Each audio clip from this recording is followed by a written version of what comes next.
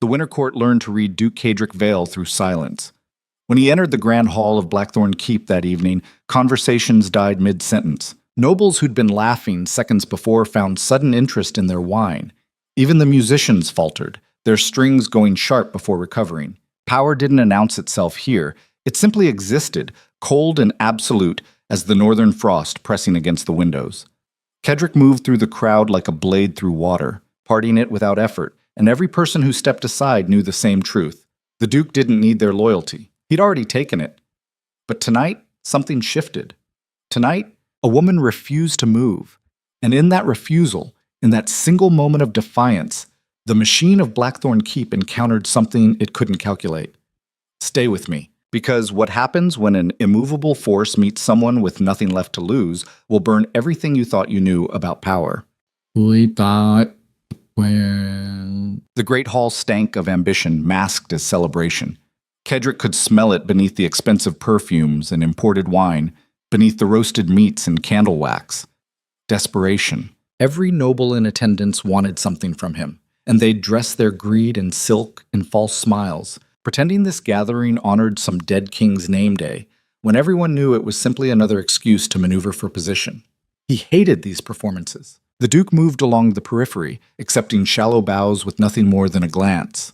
Lord Pemberton tried to intercept him near the refreshment tables, probably to pitch another scheme for raising taxes in the eastern villages. Kedrick walked past him without acknowledgement. The man's face went white, then red, before he retreated into the crowd to nurse his humiliation privately. That's how it worked at Blackthorn. You learned the rules quickly or you bled. Minister Aldrich approached more carefully, reading the temperature correctly, keeping his distance until Kedrick acknowledged him with a slight nod. You wanted to see me, Your Grace? I wanted you to see them, Kedrick said quietly, gesturing subtly toward the assembled nobles. Tell me what you notice. Aldrich studied the room with practiced efficiency. The usual performances, Your Grace, the Harringtons trying to establish new trade agreements, the Westmarch family attempting to rebuild connections after last year's scandal, Lord Pemberton nursing wounded pride near the "who's missing." The minister paused, recalculating. Baron Corvin sent his regrets. Lady Morgana claimed illness. And the Arden family. The Arden family is here, Kedrick interrupted. Aldrich's confusion was visible. My lord, I received word that Lord Arden declined the invitation due to financial. Kedrick's eyes had already found her. She stood near the grand staircase, partially obscured by one of the marble pillars.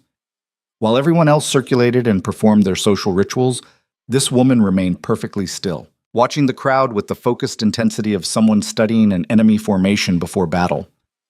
Lady Seraphine Arden. Kedrick knew the name, knew the circumstances. House Arden had been nobility once, old blood with deep roots in the northern territories. Then Seraphine's father had made a series of catastrophic investments in a shipping venture that sank, literally, taking most of the family fortune with it. They'd been clawing their way back for 3 years, selling property piece by piece, marrying off relatives to merchant families for cash infusions. And now Seraphine herself had been promised to Chancellor Lucien Morcant, a man who collected power the way other men collected art. Morcant was 53. Seraphine couldn't be more than 25. She wore a dress that had probably been expensive once, deep blue velvet that was slightly out of fashion now. Her dark hair was arranged simply, without the elaborate decorations other women favored. No jewelry except a thin silver chain at her throat. She looked like what she was, beautiful, proud, and utterly trapped. Most women in her position would be working the room desperately, trying to secure allies or alternative arrangements before the wedding locked her fate.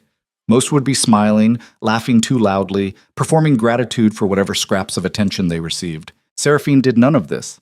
She simply stood there, alone, watching everything with eyes that had already calculated every angle and found them all wanting. That's when Kedrick realized she was looking directly at him, not with the careful deference others used, not with fear or calculation.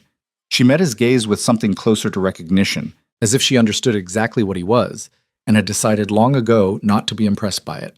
The corner of his mouth moved, not quite a smile, something sharper. "Who is that?" he asked Aldrich without looking away. The minister followed his line of sight. "Lady Seraphine Arden, Your Grace. She's betrothed to Chancellor Morcant. The wedding is scheduled for spring. I didn't ask her marital status." "I asked who she is?" Aldrich hesitated, recalibrating. She's educated by all accounts. Her mother insisted on tutors despite the family's financial troubles. She reads philosophy, speaks 3 languages. There were rumors she wanted to study medicine, but of course that was impossible for someone of her station.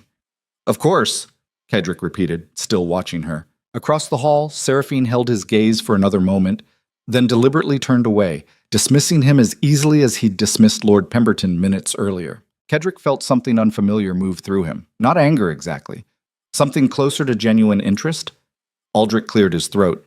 Your Grace, about the Eastern tax situation. Later, Kedrick said. Right now, I want you to gather information on House Arden's current debts. Everything. Who holds the notes? What the terms are? When payments are due? May I ask why, Your Grace? You may not. Aldrich bowed slightly and disappeared into the crowd. Kedrick continued his circuit of the hall, accepting greetings and ignoring most conversation, but his attention kept returning to the woman by the staircase. She hadn't moved, hadn't tried to engage with anyone. She simply existed there, separate from the performance surrounding her, like someone waiting for an execution she'd already accepted. Then Chancellor Morcant arrived. The man entered through the main doors with his usual entourage of sycophants and hired smiles. Morcant had been handsome once, probably, before politics and rich food had softened his features into something bloated and self-satisfied. He dressed well, spoke well, and radiated the kind of confidence that came from never being genuinely challenged. He spotted Seraphine immediately and moved toward her with possessive certainty. Kedrick watched. The Chancellor reached her, placed his hand on her lower back in a gesture that looked casual, but wasn't, and leaned close to whisper something. Seraphine's expression didn't change. She nodded once, said something brief in response. Morcant's hand slid lower. Seraphine stepped away smoothly, creating distance while maintaining the appearance of propriety. But Kedrick saw the tension in her shoulders, the slight stiffness in her movements. Morcant followed, closing the distance again. This time when he touched her, he gripped her wrist, his fingers tight enough that even across the hall, Kedrick could see the pressure points going white. Seraphine's face remained calm. She didn't pull away, didn't cry out. She simply stood there and endured it while Morcant smiled at someone passing nearby, performing the role of devoted fiancé while his grip left marks beneath her glove. Every noble who walked past pretended not to notice. That was the rule, after all. What happened between a man and his property wasn't anyone else's concern, especially when the man in question controlled half the kingdom's trade regulations and had the personal ear of the young king. Kedrick understood these calculations intimately. He'd built his power on understanding exactly when to intervene and when to let nature take its course. This should have been one of the latter situations. Instead, he found himself moving across the hall. Your Grace, someone said as he passed. If I might have a moment. Kedrick didn't acknowledge the interruption. He navigated through clusters of conversation, watching Morcant lean close to whisper something else to Seraphine, watching her nod again with that same empty compliance. The Duke reached them just as Morcant was saying something about leaving early. Chancellor, Kedrick said quietly. Morcant turned, surprise flickering across his face before being replaced with practiced deference. Your Grace. What an unexpected pleasure. I was just telling my fiancé about the trade negotiations with... I need to borrow Lady Arden. Morcant's smile faltered. My lord. For a dance, Kedrick clarified, though his tone suggested it wasn't actually a request. Unless the lady objects. He looked at Seraphine directly. Her wrist was still caught in Morcant's grip, but her eyes met his without hesitation. She said nothing for 3 seconds that felt much longer. Then, I don't object. Morcant's fingers tightened reflexively before he caught himself and released her. Of course, Your Grace. Though I should mention that Lady Arden isn't feeling entirely well this evening. Perhaps. She looks perfectly healthy to me, Kedrick interrupted. He extended his hand to Seraphine without looking at the Chancellor again. The message was clear enough that even Morcant couldn't pretend to misunderstand it. Seraphine placed her hand in Kedrick's palm. Her fingers were cold despite the warmth of the hall.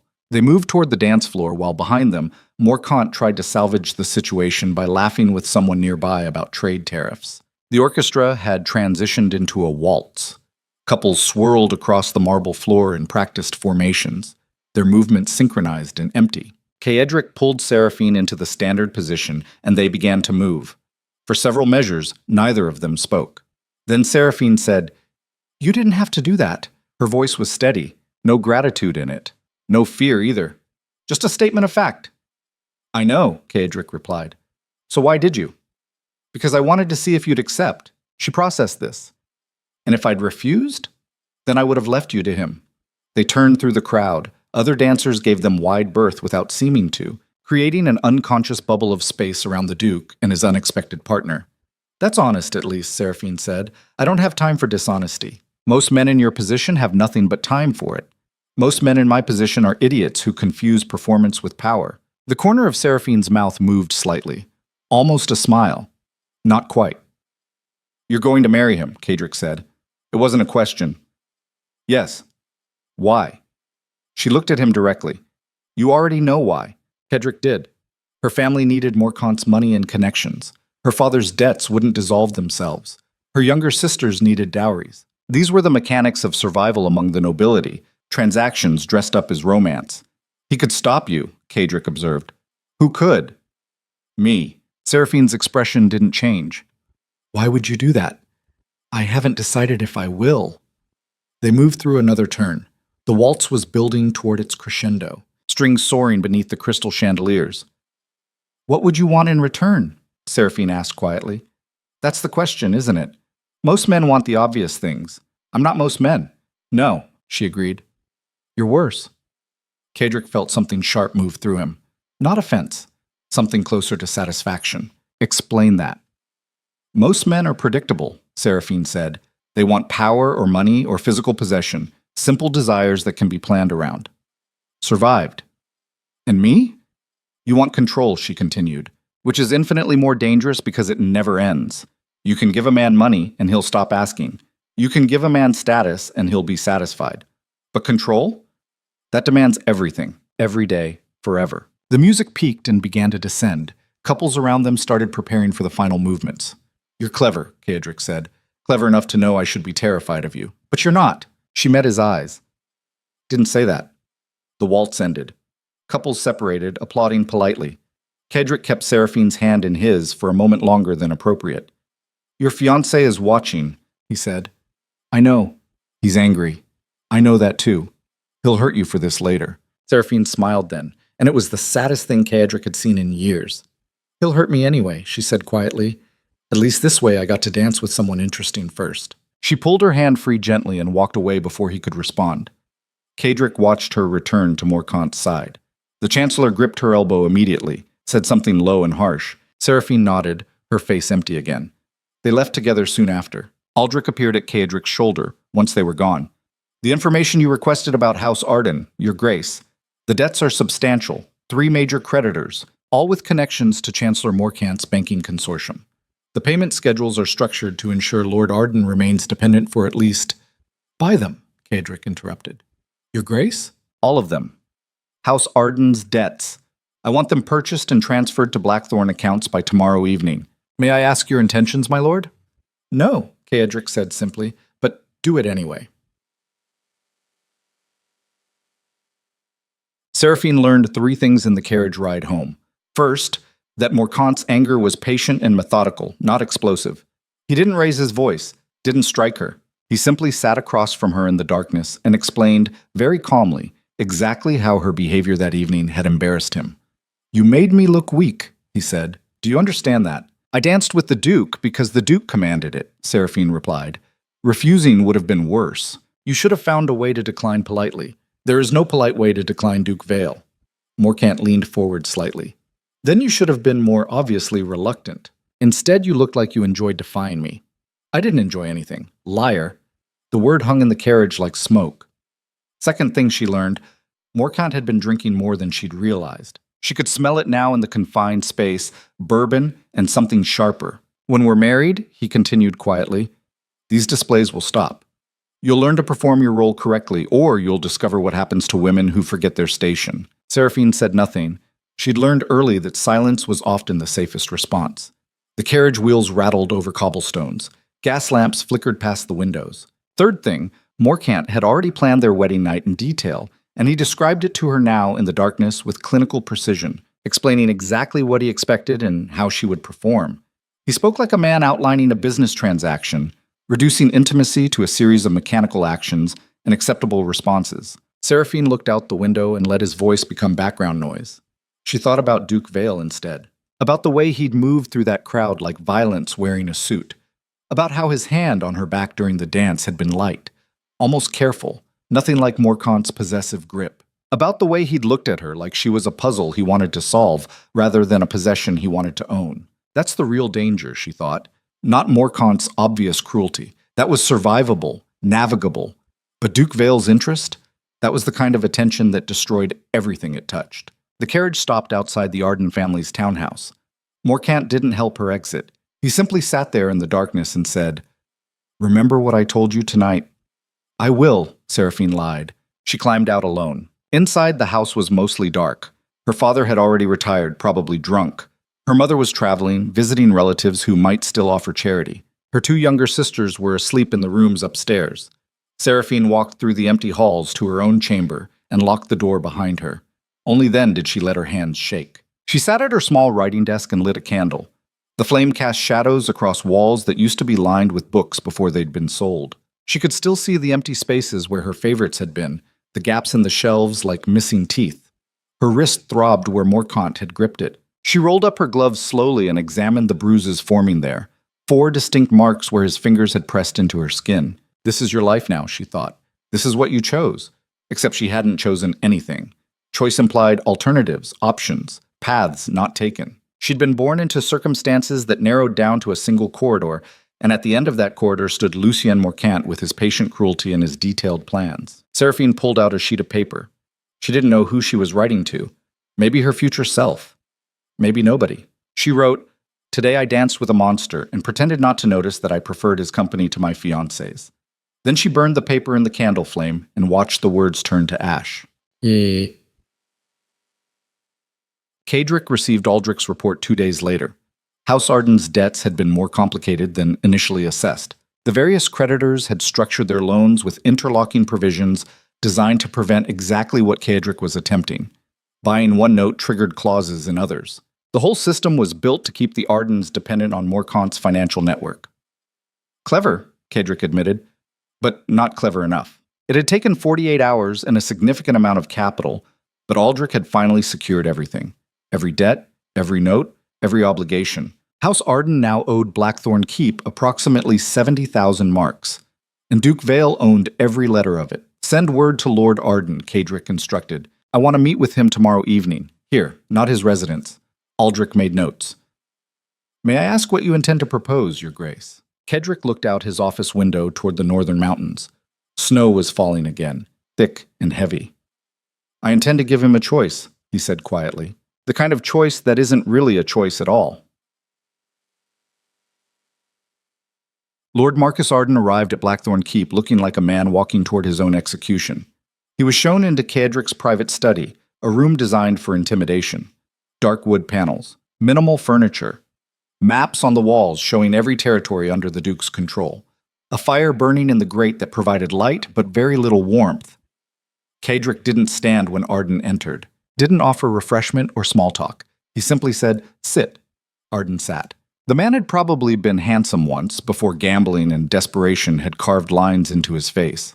He wore clothes that were expensive but aging, like Seraphine's dress at the ball, pride masquerading as prosperity. "You know why you're here," Cadric said. "I received your message about the debts," Arden replied carefully, "though I confess I don't understand how they came into your possession. Chancellor Morcant assured me, Chancellor Morcant doesn't control what I buy." Silence. Arden processed the implications. "I assume you're calling in the loans," he said finally. "My lord, I must ask for more time. The payments are substantial, but with the trade season approaching—" "I'm not calling in anything," Cadric interrupted. Arden's confusion was obvious. "Then, what do you want?" "Your daughter." The words fell into the room like a blade. Arden went completely still. "My lord?" "Lady Seraphine, I want her betrothal to Chancellor Morcant dissolved. Immediately. That's impossible. The contracts are already signed. Morcant has paid. I'll pay him back. With interest. My lord, I don't think you understand the situation. The Chancellor isn't simply a creditor. He has significant influence. Breaking this engagement would make an enemy of me," Cadric finished. "It would make an enemy of me." "That's what you were going to say, wasn't it? That Morcant has power and connections?" Arden swallowed hard. "Let me clarify something," Cadric continued quietly. Morkant controls trade regulations and has access to the king's ear. I control entire territories. I command standing armies. When I give orders, grown men with 50 years of experience obey without question. So when you're calculating who to fear more, factor that into your decision. This isn't about fear, Arden said, though his voice suggested otherwise.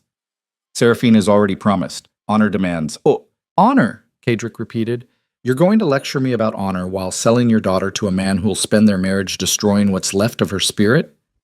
Arden's face went red. You have no right to... I have every right. I own your debts. All of them. That means I own you. The fire crackled. Outside, wind howled against the keep's stone walls. Here's what's going to happen, Kadric said. You're going to tell Morkant that circumstances have changed, that new financial opportunities have emerged which require canceling the betrothal. You'll return his initial payments. You'll apologize profusely. You'll blame me if you want. I don't care. And if I refuse, then I'll call in your debts immediately. You'll be bankrupt by next week. Your townhouse will be seized. Your remaining properties sold. Your younger daughters will have no prospects whatsoever. You'll spend your final years in debtor's prison watching everything you failed to protect dissolve around you. Kadric leaned forward slightly. Or he continued, you can do what I'm asking. Your debts will be forgiven. Completely. Your family's financial troubles will end tonight. Your daughters will have security. And Seraphine will be spared a marriage to a man who sees her as property. What do you want with her? Arden asked hoarsely. That's not your concern. The hell it isn't. She's my daughter. Then protect her, Kadric said coldly. For once in your miserable life, make the decision that actually protects her instead of the one that protects your pride. They stared at each other across the desk. Finally, Arden said, she won't agree to this. She doesn't have to agree. She just has to accept it. There's a difference. Yes, Kadric acknowledged. There is. Arden stood slowly. When he spoke again, his voice was hollow. I'll speak with Morkant tomorrow. Tonight, Kadric corrected. You'll speak with him tonight. Arden nodded once and walked toward the door. He paused there, his hand on the handle. She'll hate you for this, he said without turning around. My daughter. She'll understand what you've done and she'll despise you for it. Probably, Kadric agreed. Arden left. Kadric sat alone in his study for a long time after, staring at the flames and wondering when exactly he'd decided that a woman's hatred was preferable to her destruction. Both Shamush. Seraphine learned about the dissolved engagement from her father at midnight. She'd been asleep when he knocked on her door, insistent and slightly drunk. She wrapped herself in a robe and opened it to find him standing in the hallway with an expression she couldn't read. It's done, he said. What's done? The engagement. Morkant. It's finished. She stared at him. That's not funny, Father. It's not meant to be. He explained it all then, speaking too quickly, his words tumbling over each other. The debts purchased by Blackthorn. The meeting with Duke Vale. The ultimatum. The sudden, impossible reprieve from everything that had been crushing their family for 3 years. Seraphine listened in absolute silence. When he finished, she said, What does the Duke want? Your father hesitated. He forgave the debts. All of them. Nobody forgives 70,000 marks out of charity. What does he want? I don't know. Liar. Marcus Arden looked at his daughter and saw something in her eyes that frightened him more than Duke Vale's threats had. He wants you away from Morkant, he admitted. That's all he said specifically, and you agreed to this. What choice did I have? Seraphine laughed then, harsh and sharp. The same choice you've always had, to sell me to whoever offers the best terms. That's not fair. Fair? She stepped closer.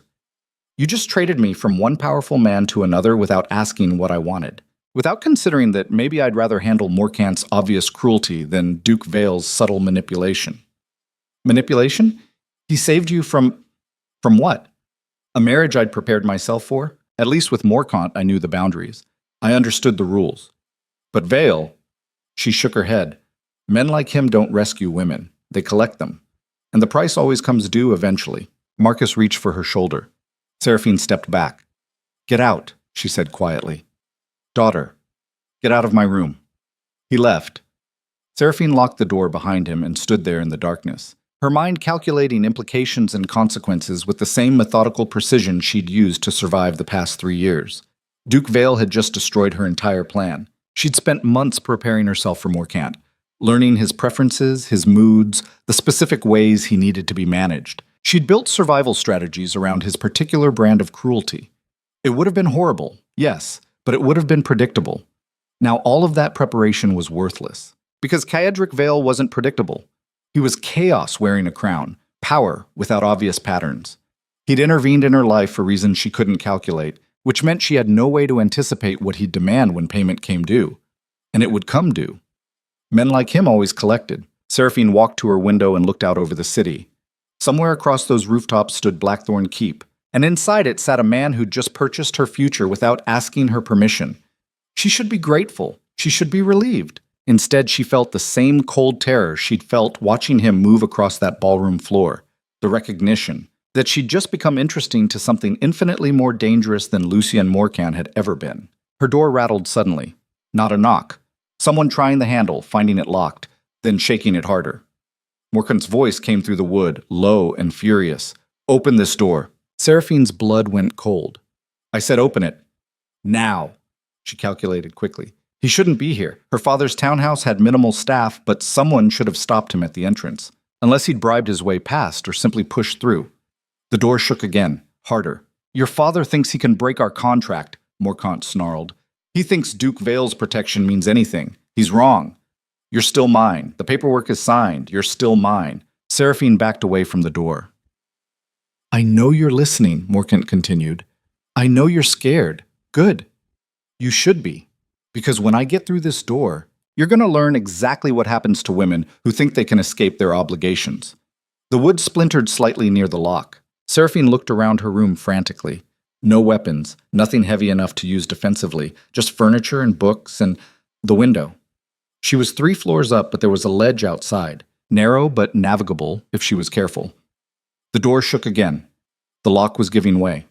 Seraphine grabbed her coat, pushed open the window, and climbed out into the freezing night air just as the door crashed open behind her. She made it to Blackthorn Keep at 2 a.m, frozen and terrified and furious. The guards at the gate recognized her somehow. Word traveled fast in the Duke's territories, and let her pass without question. Inside, she was shown to a drawing room and told to wait. Caedric appeared 10 minutes later wearing a shirt and trousers, no jacket, his hair slightly disordered. He looked her over once and saw everything. The coat thrown over a nightgown, the bare feet and shoes grabbed hastily, the fear she was trying to hide beneath anger. "He broke in," Caedric said. It wasn't a question. Seraphine nodded. "Where's your father?" "Probably passed out drunk. He won't have heard anything." "Your sisters?" "Their rooms are on the other side of the house. They should be safe." "Should be or are?" She hesitated. Caedric read the uncertainty there. He turned to the guard standing in the hallway. "Send men to the Arden townhouse immediately. Secure the daughters. If Morcant is still there, detain him. If he resists, use whatever force necessary." The guard saluted and disappeared. Caedric looked back at Seraphine. "You're bleeding." She glanced down. There was blood on her hands from where she'd scraped them climbing along the ledge, dark against her pale skin. "I'm fine. You're not." He pulled a handkerchief from his pocket and held it out. She took it silently and pressed it against her palms.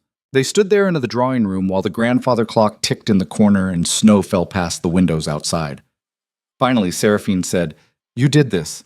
Yes, you destroyed my engagement, humiliated a powerful man, and forced my father to choose between your protection and Morcant's revenge, all without asking what I wanted. Yes, and now Morcant just proved exactly how dangerous it is to cross him. My sisters could be hurt because of your interference. My father could be killed. You've started a war over someone else's life without considering the consequences." Caedric's expression didn't change. "Are you finished?" "No," Seraphine said. "I want to know why. Why me? Why this? What are you planning?" "I'm not planning anything. Everyone plans, especially men like you. Men like me. Controllers," she clarified. "Strategists. People who view other human beings as pieces on a board to be moved around until the pattern satisfies them. That's what you think I'm doing, isn't it?" Caedric moved closer. Not threatening exactly, but deliberate. The handkerchief in Seraphine's hands was already staining red. "I saw a man hurt you," he said quietly. "I saw you endure it silently because you'd been taught that endurance was your only option. I saw everyone pretend not to notice because it was easier than intervening, and I decided that particular pattern needed to stop." "Noble of you." "It wasn't noble, it was selfish." She looked at him sharply. "What?" "I wanted to see what you'd do if given an alternative," Caedric said. If someone removed Morcant from your life entirely, would you fight to go back to him? Would you thank me? Hate me? Adapt? I didn't know. I still don't. That's why I did it. Because you interested me and I wanted to see what happened when I changed your circumstances. Seraphine felt something cold settle in her chest. So I was right, she said. This is about control. No, Kaedric replied. It's about curiosity, which is infinitely more dangerous. Before she could respond, the guard returned. Your Grace, he reported. The Arden daughters are secure. Chancellor Morcant was found in Lady Seraphine's room. He resisted detainment. There was an altercation. And? He's dead, Your Grace. The words fell into the room like stones into still water. Seraphine felt the drawing room tilt slightly. Explain, Kedrick said calmly. He attacked our men with a blade, Your Grace. Sergeant Corvin had no choice but to defend himself. The Chancellor was killed in the struggle. Witnesses? 2 of his own guards, plus our 4 men. All accounts corroborate self-defense. Kaedric nodded slowly. Prepare a full report for the royal inquest. Make sure the evidence is airtight. And send word to the King's Justice immediately. I want this handled through proper channels. Yes, Your Grace. The guard left again. Seraphine stared at Kaedric. Her hands had started shaking. You killed him, she whispered. No, Kaedric corrected. He killed himself. The moment he broke into your room carrying a weapon, he made the choice that ended his life. That's semantics. That's law. She laughed, high and sharp. You think anyone will believe this was self-defense? Lucien Morcan, one of the most powerful men in the kingdom, just happened to die resisting arrest in my bedroom hours after you dissolved my engagement to him? The evidence will speak for itself. The evidence will say whatever you want it to say. Yes, Kedrick agreed. It will. The truth of it settled over Seraphine like ice water. This was always going to happen, she realized. From the moment you bought my family's debts, this outcome was inevitable. You didn't just rescue me from Morcant. You engineered his destruction and made it look like consequence instead of murder. It was consequence, Kaedric said quietly, just not the organic kind. Seraphine looked at the man standing across from her and understood, finally, exactly what she was dealing with. Not a savior, not even a villain, really. Just someone who'd decided that the world's patterns didn't satisfy him and took it upon himself to redraw them entirely. What happens now? She asked. Now you stay here while I handle the political fallout. And after that? After that, we'll see. She wanted to argue, wanted to rage at him for making decisions about her life without permission, for killing a man in her name, for dragging her into whatever complicated game he was playing with the kingdom's power structure. Instead, she just said, I need sleep. 3rd floor, East Wing, Kaedric told her. Someone will show you. He turned to leave, then paused. Lady Arden, he said without looking back. What? You asked me earlier what I'm planning. Here's your answer. I don't know yet. I'm making this up as I go. That should terrify you more than anything else I've done tonight. Then he walked out, leaving her alone in the drawing room with blood-stained hands and the sudden understanding that her life had just been rewritten by someone who didn't even have a clear ending in mind. She looked down at her palms. The cuts were still bleeding, red seeping through white cloth. Somewhere in the keep, servants were preparing a room for her. Somewhere in the city, officials were writing reports about Lucien Morcant's death. Somewhere far away, the young king was sleeping peacefully, unaware that tomorrow he'd wake to news that would shift the entire political landscape of the northern territories. And Seraphine stood there in the darkness, free from one monster, now living in the house of another, and wondered if she'd just traded one prison for something far worse, because at least Morcant's cruelty had been obvious. Duke Kaedric Vales was still revealing itself, and she had the terrible suspicion that by the time she understood its full shape, escape would no longer be possible. The morning after Morcant died, Seraphine woke in a room 3 times larger than any bedroom she'd ever occupied. Silk curtains filtered gray winter light through tall windows. The furniture was dark wood, expensive but not ostentatious. Someone had placed her torn nightgown and coat on a chair near the door, cleaned and folded. Fresh clothes waited on the dresser, perfectly sized. She sat up slowly and examined her bandaged hands. Someone had treated the cuts while she slept. Professional work, precise wrapping. Everything in this room spoke the same language, control expressed through perfect preparation. Seraphine rose and dressed in the provided clothes, a simple gray dress that fit like it had been made for her. Probably had been. Duke Vale struck her as the kind of man who prepared for contingencies most people never considered. She found her way downstairs following the sound of voices. The breakfast room held a long table where several people sat eating in careful silence. They looked up when she entered. A few faces she recognized from the winter assembly. Others were strangers. Kedrick sat at the head of the table reading correspondence.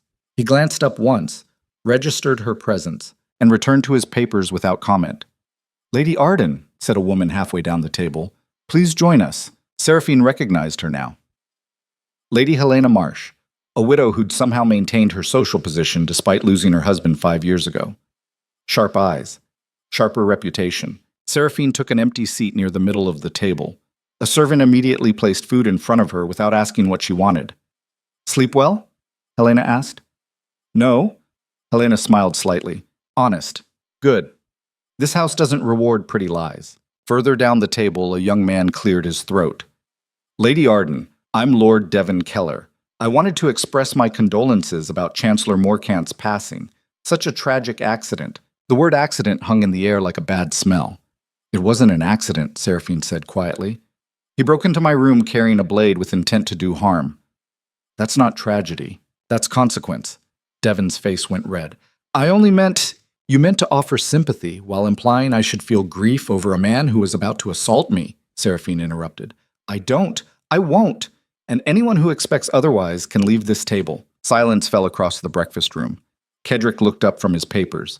His expression hadn't changed, but something in the air shifted. "Well said," Helena murmured. Devon said nothing else. Neither did anyone else. They finished breakfast in uncomfortable quiet. Afterward, Kedrick stood and gestured for Seraphine to follow him. They walked through corridors lined with portraits of previous Vale family members, hard faces staring down from oil paintings, warriors and administrators, people who'd built this territory through calculated brutality. "Where are we going?" Seraphine asked. "My study. We need to discuss what happens next." "I thought you said you were making this up as you went." "I was. Last night. Now I've had time to think." He opened a heavy oak door and ushered her inside. The same study where he'd threatened her father 2 days ago. It felt like years had passed since then. Kedrick moved behind his desk but didn't sit. He stood looking at her with that same unsettling attention he'd given her at the ball. "The King's justice will arrive tomorrow," he said. "They'll investigate Morcant's death. My men have already provided their statements. Your father and sisters have been interviewed. Everything points to self-defense during an attempted assault. But nothing. The evidence is clear. You'll likely need to give a statement about why Morcant came to your room in the first place. To punish me for the broken engagement, which you had no part in arranging." "Exactly." Kedrick nodded. "The investigation will conclude within a week. Morcant's associates will protest. Some will demand further inquiry. None of it will matter. The law is on our side." "Our side," Seraphine repeated. "When did I join your side?" "When you climbed through your window at 2 a.m. and ran here instead of anywhere else." She had no response to that. "What about my family?" she asked. "Your sisters are staying in the West Wing. Your father is being housed in separate quarters. I've assigned guards to ensure their safety." "For how long?" "Until I determine the threat level has decreased." "And when will that be?" "When I say so." There it was again. That casual assumption of authority over her entire existence. "I want to see my sisters," Seraphine said. "After we finish this conversation." "I'm finished now." "I'm not." She stared at him. "You can't just keep me here." "I can," Kedrick replied calmly.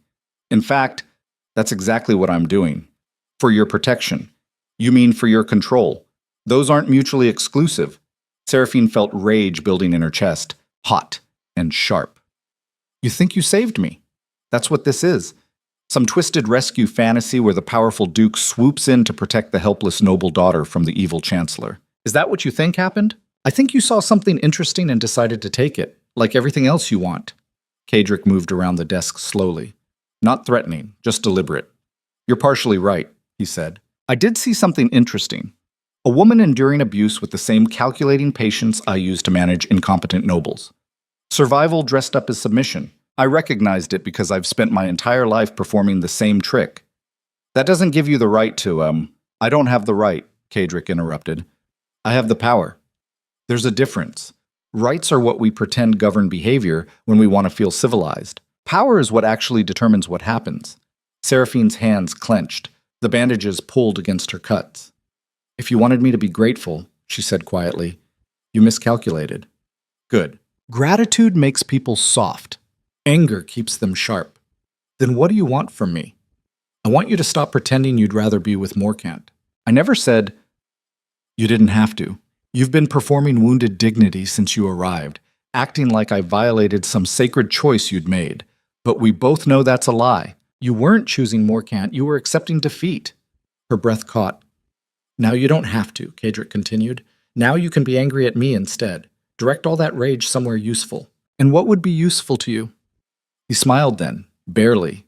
Just a slight movement at the corner of his mouth. I don't know yet, he admitted. That's the interesting part. Before she could respond, someone knocked on the study door. Enter, Kedrick called.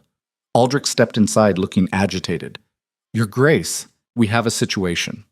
Lord Pemberton is demanding an audience.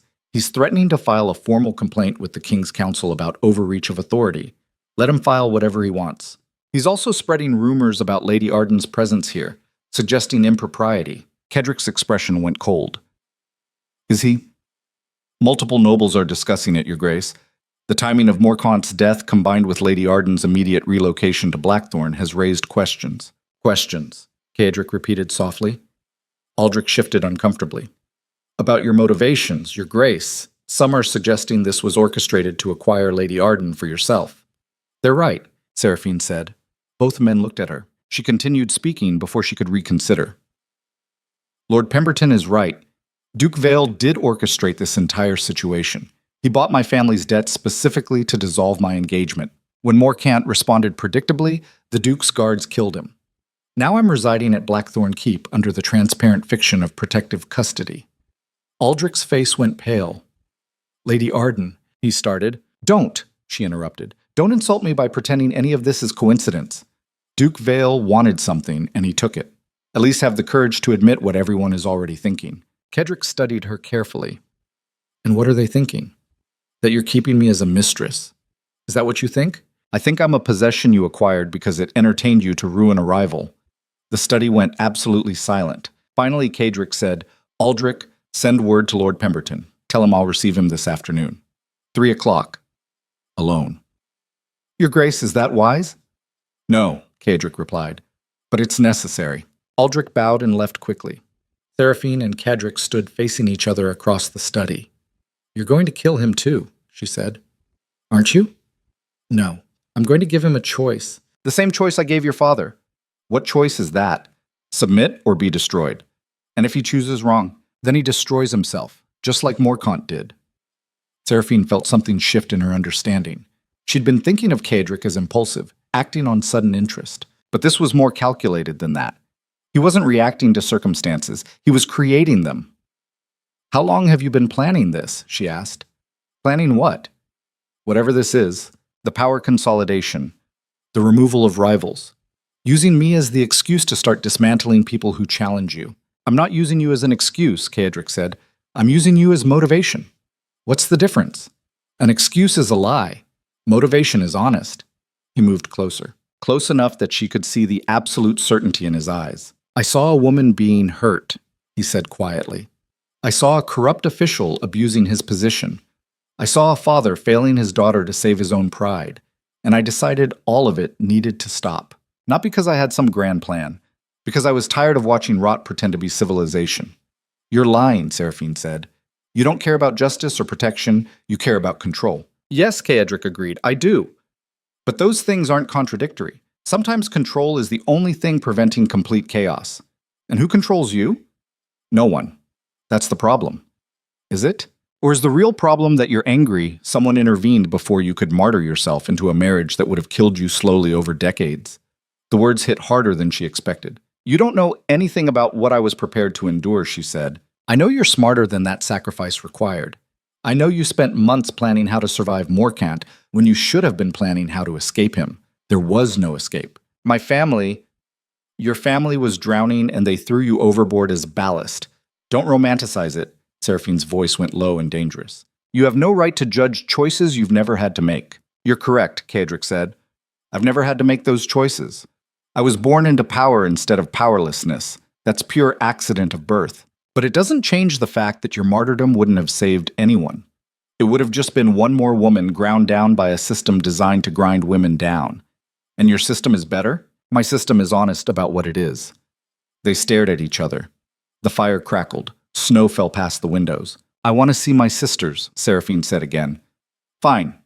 Aldrich will take you to them. Alone. Without guards following me. Kedrick considered this. Agreed. But you'll stay within the keep. Where else would I go? That's what I'm curious about. He opened the study door and called for Aldrich. The minister appeared quickly. Show Lady Arden to the west wing, Kedrick instructed. No escort. She's free to move through the keep as she wishes. Aldrich looked surprised but nodded. Of course, Your Grace. Seraphine walked toward the door. She paused there and looked back at Kedrick. You said earlier you don't know what you want from me, she said. When you figure it out, I expect you to tell me directly, instead of engineering some complicated scenario that forces my compliance. Noted, Kedrick replied. She left. Aldrich gave her directions to the west wing, then departed to handle other duties. Seraphine walked through the corridors alone, memorizing the layout instinctively. Guard positions, exit routes, windows that could be opened. Old habits from old survival plans. The west wing was quieter than the main sections of the keep. She found her sisters in a sitting room playing cards near a fireplace. Seraphine, her younger sister Clara said, jumping up. Thank God! Father wouldn't tell us anything except that we're safe here. Are we safe? Asked Margareta, the youngest. She was 16 and terrified. Seraphine sat down between them. I don't know yet. She told them everything. Morcant's death, the investigation, Duke Vale's intervention. She didn't soften any of it. They deserved to understand what world they were living in. So we're hostages, Clara said when she finished. Or guests, Margareta offered hopefully. We're neither, Seraphine corrected. We're complications. Duke Vale acted on impulse, and now he's managing the consequences. By keeping us locked in his castle, we're not locked in. He specifically said I could move freely through the keep, but not leave it. No, not leave it. Clara stood and paced. This is insane. Father sells you to Morcant. That falls apart. Now we're under the protection of a man everyone fears. What happens next? Does Vale arrange marriages for all of us? Does he keep us here forever? I don't think he knows, Seraphine admitted. That's terrifying. Yes, Seraphine agreed. It is. They talked for another hour. Her sisters were scared but unharmed. The guards had been professional. Their rooms were comfortable. But the uncertainty was eating at them. Finally, Clara asked, Do you think Duke Vale wants to marry you? No. Why not? Because men like him don't marry, Seraphine said. They acquire. What's the difference? Marriage suggests partnership. Acquisition suggests ownership. Margareta looked horrified. So he does want to keep you as a mistress. I don't think he knows what he wants, which is worse than having clear intentions. She stayed with her sisters until afternoon, then made her way back through the keep. She was passing through the main hall when she heard voices behind a partially open door. Lord Pemberton had arrived for his 3:00 meeting. Seraphine shouldn't have stopped, shouldn't have listened. She stopped anyway. Pemberton's voice carried through the gap, pompous and offended. This is an outrage, Your Grace. You cannot simply install a woman in your household days after her fiancé dies under suspicious circumstances and expect the court to ignore the implications. I don't expect them to ignore anything, Kedrick replied calmly. I expect them to accept reality. The reality that you murdered a chancellor to steal his betrothed? Morcant died while attempting assault. The evidence is documented. Evidence you control. Yes, I do. Pemberton made a frustrated sound. You're not even denying the appearance of impropriety. Why would I? Denying it suggests I'm ashamed. I'm not. You should be. This kind of behavior undermines the entire social structure. If nobles can simply eliminate rivals and claim they're women— Lady Arden was never Morcant's woman, Kedrick interrupted. She was a person trapped in circumstances beyond her control. I removed those circumstances. For your own benefit. Of course, for my own benefit. I don't act against my own interests. Neither do you. The difference is, I'm honest about it. Papers rustled. Pemberton's voice dropped lower. The king won't tolerate this. The king is 23 years old and terrified of making decisions. He'll accept whatever narrative I provide because challenging me requires courage he doesn't possess. That's treason. That's assessment. Silence fell. Seraphine could picture Pemberton's face, red with impotent rage. Finally he said, What do you want, Vale? Why did you really arrange this meeting? I want you to stop spreading rumors about Lady Arden, Kedrick said simply. Stop questioning her character. Stop implying she had any part in engineering these circumstances. And if I refuse, Then I'll purchase your debts next. You have what, 40,000 marks outstanding? Mostly gambling losses and failed investments? I'll buy them all, call them in immediately, and watch you lose everything your family spent 3 generations building. You can't. I can. We both know I can. The question is whether you'll force me to. More silence. Why do you care? Pemberton asked. About her reputation specifically? Because she's been through enough without your sanctimonious gossip making it worse. That almost sounds like genuine concern. Don't mistake self-interest for sentiment, Kadrick said. Lady Arden is under my protection now. Attacks on her are attacks on me. I'm simply clarifying that distinction for anyone confused about it. Protection or possession, your grace. Call it whatever helps you sleep at night. Just stop talking about her. Footsteps. Pemberton was leaving. Seraphine moved quickly, ducking into an alcove before he emerged into the hallway. She watched him storm past, face mottled with anger and fear. When he was gone, she stepped out. Kaedric stood in the doorway of his study, watching her. How much did you hear? He asked. Enough. And you're more honest than I expected. Most men pretend their possessiveness is chivalry. I told you. I don't have time for dishonesty. He looked tired suddenly, genuinely exhausted in a way she hadn't seen before. You could have just told me, Seraphine said, about defending my reputation. Instead of threatening Pemberton, would you have believed me if I'd simply stated my intentions? No. Then what difference would telling you have made? She had no answer for that.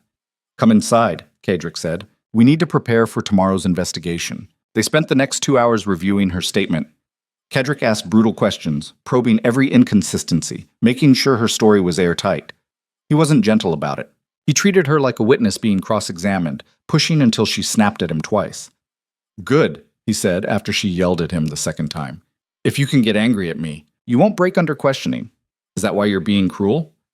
I'm being thorough. There's a difference. By evening, they'd covered everything. Seraphine's head ached from the repetition. Dinner that night was quieter. Fewer people at the table. Helena Marsh studied Seraphine openly. You handled Pemberton well, she said. Standing up to Devon this morning. I wasn't trying to handle anyone. No, that's why it worked. After dinner, Seraphine found herself restless. She wandered through the keep, discovering its shape. Library on the second floor, mostly law and military history. Armory in the north tower. Training yard visible through western windows. She ended up in the library pulling books at random. That's where Kadrick found her an hour later. Couldn't sleep? He asked. Haven't tried yet. He entered the library and stood near the fireplace. The flames cast shadows across his face. Tomorrow will be difficult, he said. The investigators will be professional but thorough. They'll try to find inconsistencies. Let them try. You're not afraid? I'm terrified, Seraphine admitted. But terror and silence aren't the same thing. Morcant tried to hurt me. Your guards stopped him. That's the truth. I can tell the truth without falling apart. Most people couldn't. Most people haven't spent 3 years preparing to survive a man who viewed them as property. Kadrick studied her carefully. You keep doing that. Doing what? Turning your trauma into weapon. Most people let it break them. Breaking is a luxury, Seraphine said. Some of us couldn't afford it. They stood in silence for a moment. Then Kadrick said, I'm not going to apologize for intervening in your life. I didn't ask you to. You're angry that I did. I'm angry that you assumed I couldn't handle my own survival, that you looked at my situation and decided I needed saving. Did you? The question hung there like smoke. Seraphine wanted to say no, wanted to insist she'd had everything under control, that Morcant was manageable, that she'd found a way to endure. Instead, she said, I don't know. I'll never know now because you removed the possibility of finding out. That's not the tragedy you think it is? How would you know? Because I've watched enough people destroy themselves through pointless endurance to recognize when someone's about to do the same thing. He moved closer, not touching her, just present. You would have survived Morcant, he said quietly. I believe that. You're strong enough, smart enough, ruthless enough. You would have found ways to endure his cruelty and maintain your sanity. And in 30 years, you'd look back on your life and realize you spent it surviving instead of living. Living isn't an option for most women. It could be for you. Under your control instead of his. Yes, Kadrick agreed. Under my control. Which is honest limitation instead of disguised destruction. Seraphine laughed bitterly. You think that's better? I think it's different. Whether it's better depends on what you choose to do with the difference. And what can I choose? I'm trapped in your keep under your protection, dependent on your decisions. Where's the choice in that? You're choosing right now, Kaedric said. Every time you speak to me without fear, every time you argue instead of submit, every time you move through this, keep like you have the right to exist in it. Those are choices. Small ones. All choices are small at first. They stared at each other across the firelight. Finally, Seraphine said, I'm going to bed. She walked past him toward the door. Lady Arden, he called. She stopped but didn't turn around. If you hate being here that much, you can leave. I meant what I said about freedom of movement. The gates will open for you.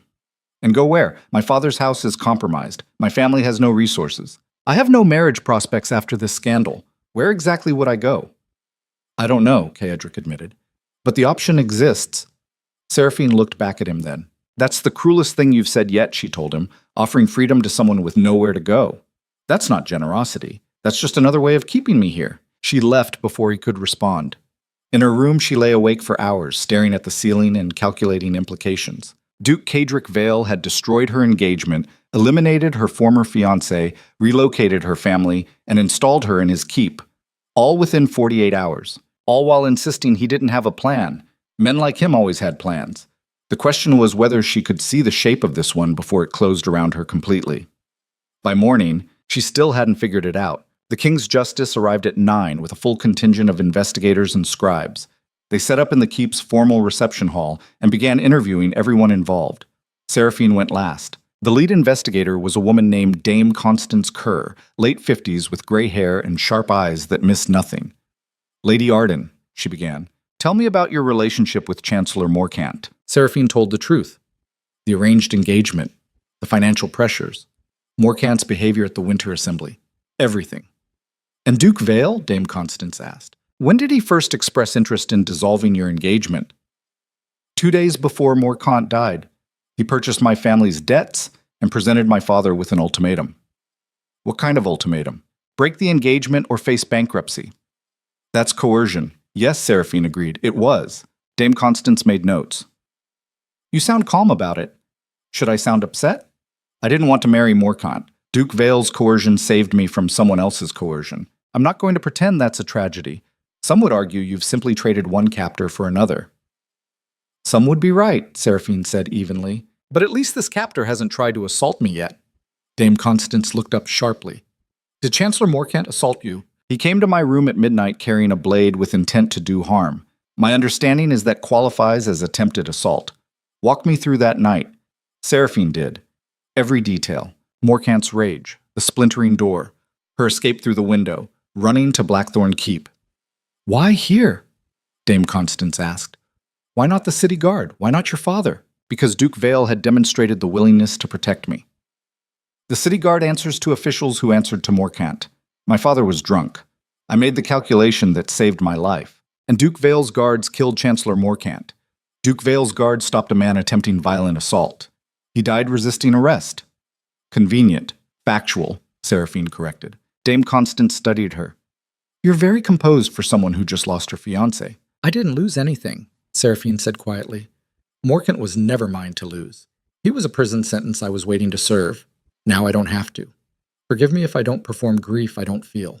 The interview continued for another hour. Dame Constance was thorough, professional, looking for cracks in the story. She didn't find any, because there weren't any. Everything Seraphine said was true. Maybe not complete, maybe strategically framed, but true. Finally, Dame Constance dismissed her. Seraphine walked out of the reception hall and found Kaedric waiting in the corridor. How did it go? He asked. Fine. I told the truth. All of it? The relevant parts. He almost smiled. That's the skill right there. What is? Knowing which truths are relevant. They walked together through the keep. Outside, snow had started falling again, thick and heavy. Dame Constance will probably recommend against further investigation, Kaedric said. The evidence supports self-defense. Morcant's history of aggressive behavior is documented. You're a credible witness. Credible or useful? Both. They reached the grand staircase. Seraphine paused there. What happens after the investigation closes? She asked. Life continues. That's not an answer. It's the only one I have. Kaedric turned to face her fully. The falling snow was visible through the windows behind him, turning everything white. I didn't plan this, he said. I saw something wrong and I fixed it. Now I'm managing consequences I didn't fully anticipate. If you want certainty about what comes next, I can't provide it. Why not? Because I don't know yet. This is new territory for both of us. Seraphine felt something cold settle in her chest. That's what scares me most, she admitted. Not that you're ruthless or controlling, that you're improvising. Making this up as you go while pretending you have everything calculated. I'm not pretending anything, aren't you? Everyone in this keep treats you like you're 3 steps ahead of every situation, like you've planned for every contingency. That's reputation, Kaedric said, not reality. Half of power is letting people believe you're more capable than you are. And the other half, actually being capable when it matters. Snow kept falling. The keep was quiet around them. I should go, Seraphine said finally. Where? I don't know. Somewhere that isn't standing here having this conversation. She started up the stairs, made it 5 steps before Kaedric spoke again. I'm keeping you here because I want you here, he said quietly. Not because of strategy or reputation or political advantage. Because when I look at you, I see someone who survived circumstances that should have broken them. And I recognize that because I've done the same thing in different ways. Seraphine stopped but didn't turn around. That's not romantic, she said. That's just 2 damaged people recognizing damage in each other. I never said it was romantic. Then what is it? Honest. She did turn then, looking down at him from the stairs. Honesty without choice is just another prison, she told him. You can be as truthful as you want about your intentions. It doesn't change the fact that I'm trapped here. You're not trapped. Then let me leave. I said you're not trapped. I didn't say I'd make it easy. They stared at each other across the distance. You're a bastard, Seraphine said. Yes, Kaedric agreed. I am. But I'm the bastard who kept you alive. That's not the virtue you think it is. Maybe not. But it's the truth. She wanted to argue more, wanted to rage at him for his arrogance, his assumptions, his complete inability to see how his actions had destroyed every plan she'd carefully built. Instead, she just walked up the rest of the stairs and left him standing there in the falling snowlight. Because the most terrifying thing wasn't his control. It was how much she was starting to understand it. The investigation closed 3 days later with a verdict of justified homicide. Chancellor Morkant's death was ruled self-defense. No charges filed. The kingdom moved on. But Blackthorn Keep didn't. Seraphine noticed it first in small ways. Guards nodding to her in hallways. Servants asking her preferences. People treating her less like a guest and more like permanent fixture.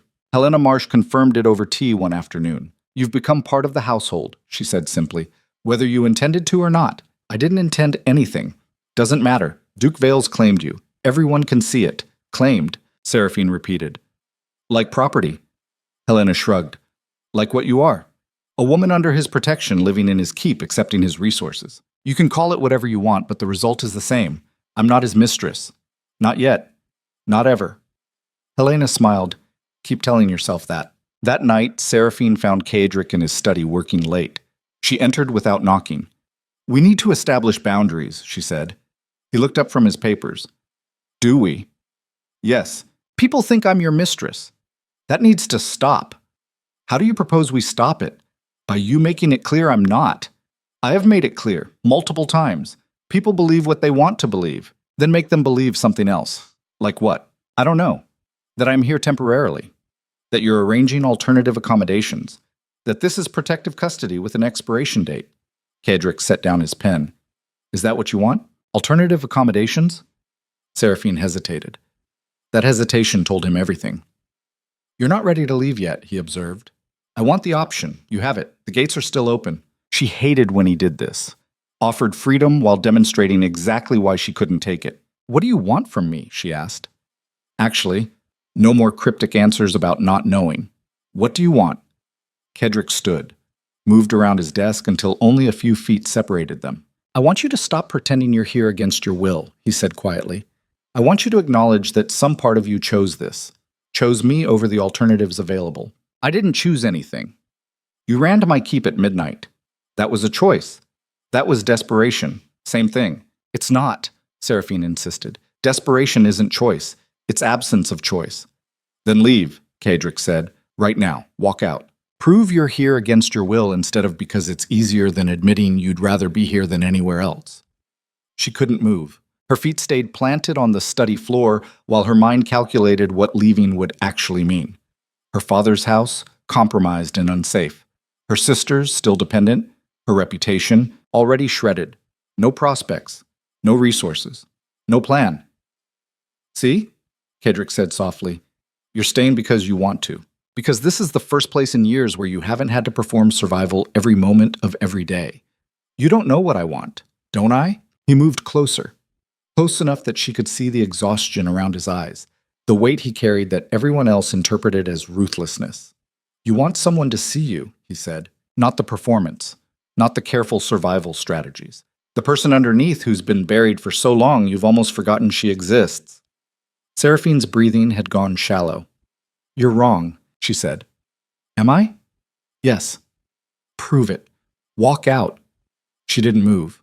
Couldn't move. Because he was right, and they both knew it. That's what I thought, Kedrick said. Then he did something unexpected. He stepped back, creating distance instead of pressing his advantage. You're right about boundaries, he said. We should establish them. Here's mine. You stay as long as you want. Leave whenever you choose. I won't stop you. But while you're here, you're under my protection. Anyone who hurts you answers to me. Anyone who insults you answers to me. You exist in this keep as yourself, not as anyone's property. And what do you get in return? I get to know you're safe. That's not enough. It is for now. Seraphine studied him, looking for the manipulation, the angle, the hidden price. She couldn't find it, which scared her more than any threat would have. Why? She asked finally. Why do you care if I'm safe? Because I saw you survive something that should have destroyed you. And I decided that survival deserved protection instead of more suffering. That's not a reason. It's the only reason I have. They stood there in the study while firelight moved across the walls and snow fell past the windows outside. I don't trust you, Seraphine said quietly. Good. Trust is how people get hurt. Then what are we doing? Adapting, Kedrick said.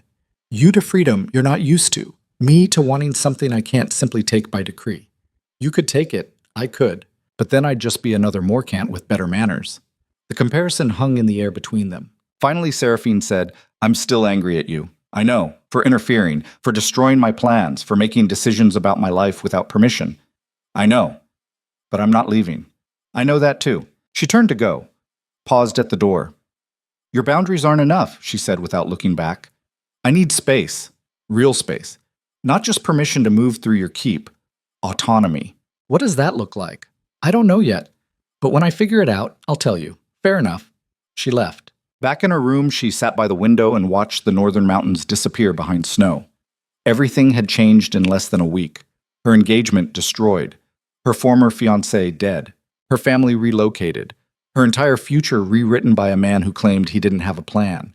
And the most terrifying part was how much she was starting to believe him. Because improvisation meant possibility. And possibility meant she might have to actually decide what she wanted instead of simply surviving what she'd been given.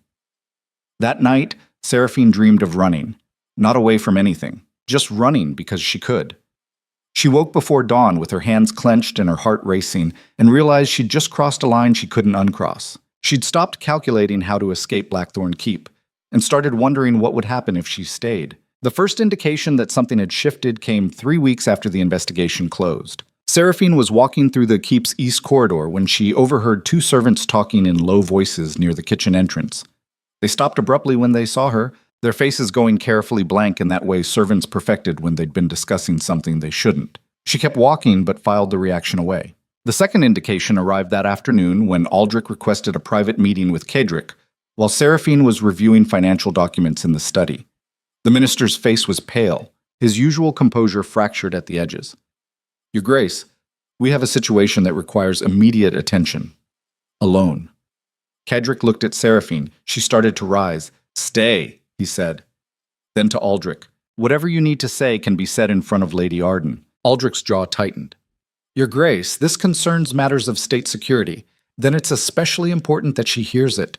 The minister's eyes flickered between them, calculating implications. Finally, he said, We've intercepted communications suggesting a coordinated effort among several noble houses to challenge your authority. They're calling it overreach, claiming your actions regarding Chancellor Morcant constitute abuse of power. Let them claim what they want, Kedrick replied. Your Grace, it's not just rhetoric. They're gathering support. Lord Pemberton has been making private visits to military commanders. Baron Corvin has been meeting with the king's advisors. They're building a coalition. To do what? Aldrich hesitated. To remove you from your position, possibly through formal charges, possibly through other means. The study went very quiet. Seraphine watched Kadrick's face. No surprise registered there. No fear. Just cold calculation processing new data. How many houses? He asked. At least 7 confirmed. Possibly more. Names. Aldrich listed them. Old families, mostly. Nobles who'd held power for generations and resented the Northern Duke's increasing influence. People who'd tolerated Kadrick's authority as long as it didn't directly threaten their own positions. Morkant's death had changed that calculus. They're using Lady Arden as the focal point, Aldrich continued carefully, claiming you eliminated a rival to possess his betrothed. They're painting it as tyrannical behavior that threatens the entire social structure. Seraphine felt ice settle in her stomach. So I'm the excuse, she said quietly. Both men looked at her. They don't actually care about me, she continued. They care that Duke Vale acted unilaterally, and they're afraid they're next. I'm just the narrative that makes their fear look like moral outrage. Essentially, yes, Aldrich admitted. Kadrick stood and moved to the window. Outside, winter had deepened. Snow covered everything, turning the world monochrome. How long until they move? He asked. Unknown, Your Grace.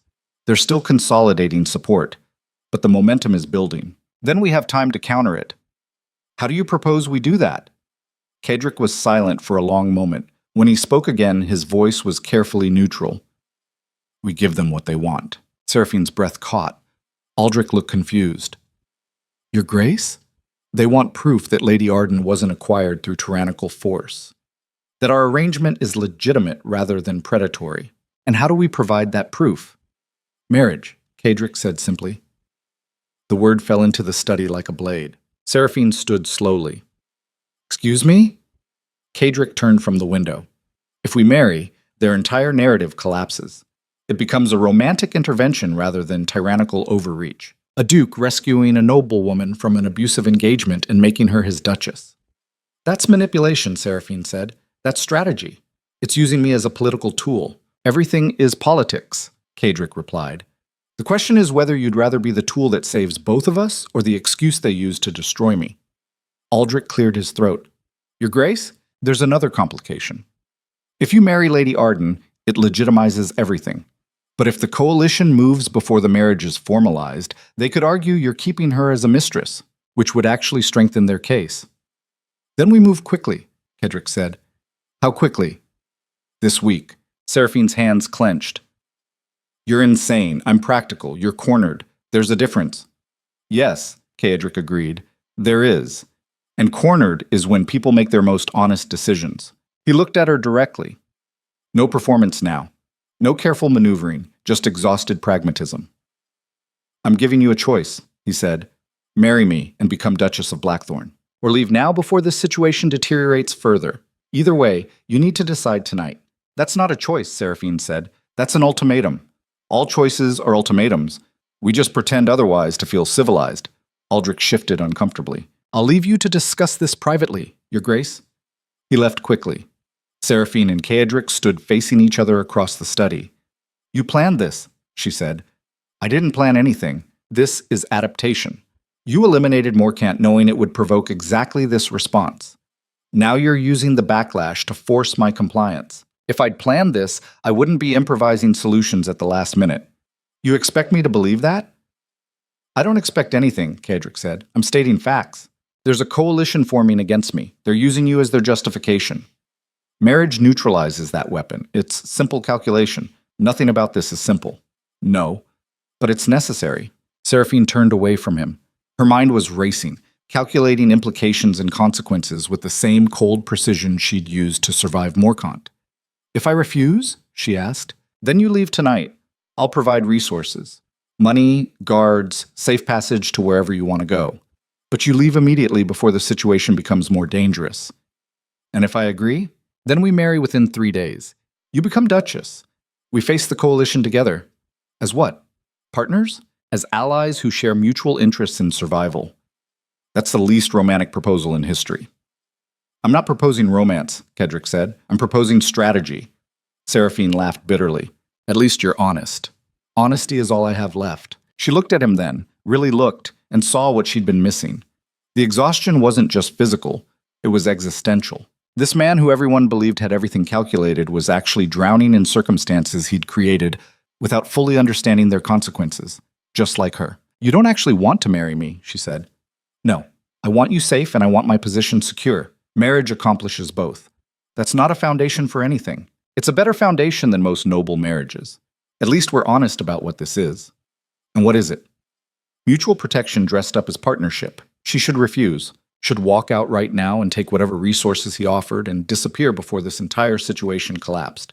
Instead, she heard herself say, I have conditions. Kedrick's expression didn't change, but something shifted in his eyes. Name them. First, this is political arrangement, not romantic.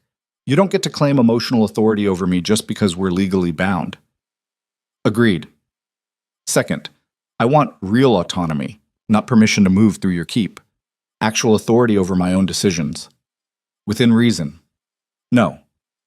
Not within reason. Actual autonomy. Or this doesn't work. He considered that. Fine. Actual autonomy. What else? Third, my sisters are provided for. Education, dowries, whatever they need. They don't suffer because of choices we're making. Already arranged, Kedrick said. What else? Fourth, if this goes wrong, if your coalition destroys you anyway, I don't go down with you. You provide an escape plan that gets me and my family out safely. That's asking me to plan for my own failure. Yes, prove you're not just using me as a shield. Kedrick was silent for a long moment. Then he said, Agreed. All of it. Anything else? She stepped closer. One final condition. Name it. You stop pretending you're in control of this situation. Stop acting like you have everything calculated. If we're doing this, we're doing it as two people who are equally terrified and equally improvising. That's not a condition. That's just reality. Then acknowledge it. Kedrick met her eyes. I'm terrified. I've made decisions that spiraled beyond my ability to manage them. I eliminated Morkant thinking I was removing one problem, and instead, I created 7 more. I don't know if marriage will actually solve anything, or if it's just delaying inevitable collapse. And I'm asking you to tie yourself to my fate anyway, because I don't have better options. The words hung between them, raw and unvarnished. Thank you, Seraphine said quietly, for being honest. Does that mean you agree? She wanted to say no. Wanted to walk away from this man and his catastrophic decisions and his admission that he was drowning. Instead, she said, yes, I agree. Why? Because drowning alone is worse than drowning together. Kedrick almost smiled. That's the least romantic acceptance in history. We matched then. He extended his hand. She took it. His grip was firm, nothing gentle about it. 3 days, he said. Can you be ready? I've been preparing for unwanted marriages my entire life. At least this one is my choice. Is it, though? No, Seraphine admitted, but I'm pretending it is. That's the best I can manage right now. The wedding was arranged with brutal efficiency. No celebration, no grand ceremony. Just a private binding witnessed by minimal required officials in Blackthorn Keep's small chapel. Seraphine wore a simple dress, pale blue because white felt like mockery. Her sisters attended, confused but supportive. Her father stayed absent, either drunk or too ashamed to face what his choices had created. Kedrick wore formal military dress, black and severe. The officiant spoke words neither of them listened to. They repeated vows that sounded hollow even as they were spoken. Kedrick placed a ring on her finger, heavy gold that felt like a shackle. Then it was done. Lady Seraphine Arden ceased to exist. Duchess Seraphine Vale took her place. The wedding party was small. Helena Marsh attended, watching everything with knowing eyes. Aldrich stood witness, his face carefully neutral. A handful of other nobles who'd stayed loyal to Kedrick filled the remaining seats. Everyone pretended this was romantic. No one believed it. Afterward, there was a brief reception. Expensive wine, careful conversation, people performing congratulations they didn't feel. Seraphine stood beside Kedrick, accepting hollow pleasantries and thinking about escape routes. Finally, Helena pulled her aside. You're making a mistake, she said quietly. Too late now. It's never too late. You could still run. To where? I just became Duchess of Blackthorn. Running would make me a traitor. Better a traitor than a widow when this falls apart. Seraphine looked at the older woman sharply. What do you know? Helena's expression was grim. More than I should, less than I need to. That's not an answer. The coalition isn't the only threat, Helena said carefully. There are other forces moving. Things Kedrick doesn't see because he's too focused on the obvious enemies. Like what? I can't say more. Not here. Just watch yourself. And don't trust anyone completely, not even your husband. Before Seraphine could respond, Cadric appeared at her elbow. Lady Marsh, he said coolly. Thank you for attending. It was unmistakable dismissal. Helena nodded once and moved away. What did she tell you? Cadric asked. Nothing specific, just warnings. About? Everything. That night, Seraphine moved her belongings to the Duchess's chambers, rooms connected to Cadric's by a shared sitting area. She was unpacking when he entered through the connecting door. We should discuss expectations, he said. Seraphine turned. Meaning? Meaning this marriage is strategic, but we still need to establish how we coexist. You mean whether we consummate it? That's one question, yes. The answer is no, Seraphine said flatly. Not tonight. Not until I decide otherwise. Fair enough. You're not going to argue? Why would I? I forced you into this marriage for political reasons. Forcing you into intimacy would just be rape by another name. The bluntness of it struck her silent. Caedric continued, We present as united publicly. Privately, we maintain whatever boundaries keep you comfortable. When and if that changes, you tell me. And if it never changes, then we're business partners who share living quarters. I can live with that. Why? Because having you as an ally matters more than having you as a possession. Seraphine studied him, looking for the manipulation, the angle. She couldn't find it, which made her more nervous than any threat would have. I'm going to bed, she said, alone. Understood. He left through the connecting door. Seraphine locked it behind him and sat down on the unfamiliar bed in the unfamiliar room and tried to understand how she'd gone from survival planning with Morcant to Duchess of Blackthorn in less than a month. She fell asleep calculating escape routes and woke to shouting. The attack came 3 days after the wedding. Not from the coalition, from inside the keep itself. Seraphine woke to the sound of steel on steel and men screaming. She grabbed the knife she'd started keeping under her pillow and moved to the door, locked from the outside. Someone had trapped her in the Duchess's chambers. She ran to the connecting door to Caedric's room, also locked. Footsteps thundered in the hallway outside, men shouting orders. The clash of combat moving closer. Seraphine looked around frantically. The windows were too high to jump from. The main door was solid oak, impossible to break through. She was trapped. Then the connecting door exploded inward. Caedric stood there, half-dressed, sword in hand, blood splattered across his chest that didn't look like his own. Are you hurt? He demanded. No. What's happening? Betrayal. He grabbed her arm and pulled her through his chambers toward a hidden panel in the wall she hadn't known existed. It opened onto a narrow servant's passage. Stay behind me, he ordered. They moved through darkness, Caedric navigating from memory. Behind them, the sounds of fighting echoed through the keep. Who's attacking us? Seraphine whispered. My own guards. Some of them. Aldrich bought them off. Aldrich? The passage opened into a storage room. Caedric pulled her inside and barred the door. My minister, he said bitterly. My most trusted advisor. He's been coordinating with the coalition for weeks. Probably longer. Tonight was supposed to be my execution disguised as a coup attempt. But you knew. No, I suspected. There's a difference. He moved to the room's single window and looked out. The keep's courtyard was chaos. Guards fighting guards. Impossible to tell loyalty from treachery in the darkness and confusion. How do we get out? Seraphine asked. We don't. We're trapped. There has to be. There isn't, Caedric interrupted. Aldrich planned this perfectly. Every exit is compromised. Every loyal guard is engaged or dead. We have maybe an hour before they find us. Seraphine felt panic clawing at her throat. Then what do? We fight or we die. Those are the options. That's not a plan. It's the only plan we have. Before she could respond, footsteps approached the storage room door. Multiple people. Moving systematically. Caedric positioned himself between Seraphine and the entrance. His sword was ready. When they come through, he said quietly, You run. There's a servant's exit behind the shelving. You take it and you don't look back. I'm not leaving you. You don't have a choice. The hell I don't. Seraphine, this isn't debate. You're the Duchess. If I die tonight, you're the legitimate heir to Blackthorn. They can't let you escape because you represent continuity.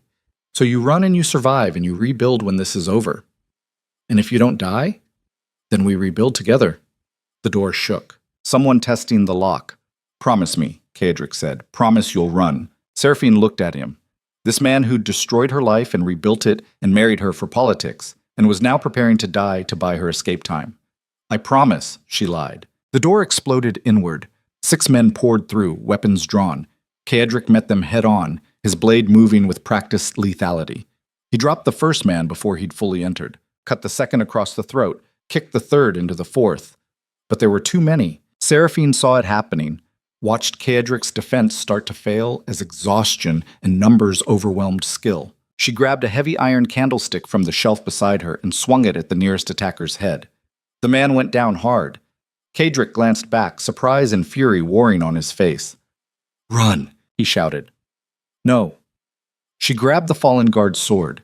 It was heavier than she expected, but she'd watched enough training in the keep's courtyard to know the basics. She stabbed at another attacker, missed, stabbed again, connected this time, catching him in the side. The man screamed and fell back. Kaedric killed 2 more in quick succession. Then Aldrich entered. The minister looked different now. The careful deference was gone, replaced by cold satisfaction. "Your Grace," he said. "How disappointing. I'd hoped you'd be dead already." Kaedric's breathing was labored. "Why? Why do you think?" "You are too dangerous, too unpredictable. The kingdom needs stability, not a northern duke who eliminates rivals and steals their women. So you sold me to the coalition. I coordinated your removal," Aldrich corrected. "For the good of the realm." "For your own advancement," Kaedric said. "That too." More guards entered behind Aldrich. 8 now, too many to fight. Kaedric's sword lowered slightly, recognition of impossible odds. "Take him," Aldrich ordered. The guards advanced. Kaedric prepared for final stand. Then Seraphine did something that changed everything. She dropped her sword and stepped forward with empty hands raised. "Wait," she said. Everyone froze. Aldrich looked at her with curiosity. "Your Grace?" "Kill me instead," Seraphine said. "No," Kaedric snapped. She ignored him. "You want to remove Duke Vale? Fine. But killing him creates a martyr. His loyal houses will rally. You'll have civil war. So kill me instead." The Duchess. "Make it look like he murdered me in paranoid rage. Then you arrest him for it. He's discredited, imprisoned, and you're the hero who stopped a tyrant." "That's insane," Kaedric said. "It's strategic," Seraphine replied. "And we're out of other options." Aldrich was actually considering it. She could see the calculation happening behind his eyes. "Why would you sacrifice yourself?" he asked. "Because if I'm dead, I can't testify that any of this was betrayal. But if he's dead, I can. I become the Widow Duchess with a legitimate claim to Blackthorn and full motivation to expose everyone involved in tonight's coup." "Interesting," Aldrich murmured. "It's manipulation," Kaedric snarled. "Don't listen to her." Seraphine kept her eyes on Aldrich. "I'm giving you a clean solution. Take it." The minister stepped closer, studying her. "You're bluffing." "Am I? Test it. Kill him and see what happens." Silence fell in the storage room. Then Aldrich said, "Restrain them both. We'll discuss this somewhere more secure."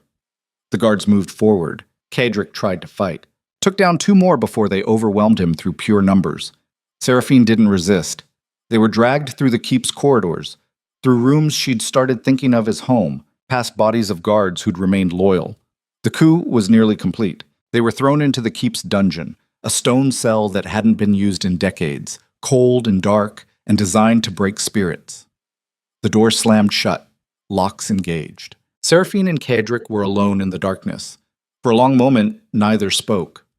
Then Kaedric said, "That was the stupidest thing you've ever done." "No. The stupidest thing was marrying you 3 days ago." "Why?" "Because now I actually care whether you live or die." He laughed, sharp and bitter. "That's unfortunate timing. Tell me about it." They sat in the darkness. Outside, they could hear men shouting. The coup consolidating control. "We're not getting out of this," Kaedric said quietly. "Probably not. I'm sorry." "For what?" "Everything. Destroying your engagement, killing Morcant, dragging you into my disaster, marrying you for politics, getting you killed. You didn't get me killed yet being the operative word." Seraphine found his hand in the darkness. His fingers were cold. "I meant what I said earlier," she told him, "about caring whether you survive."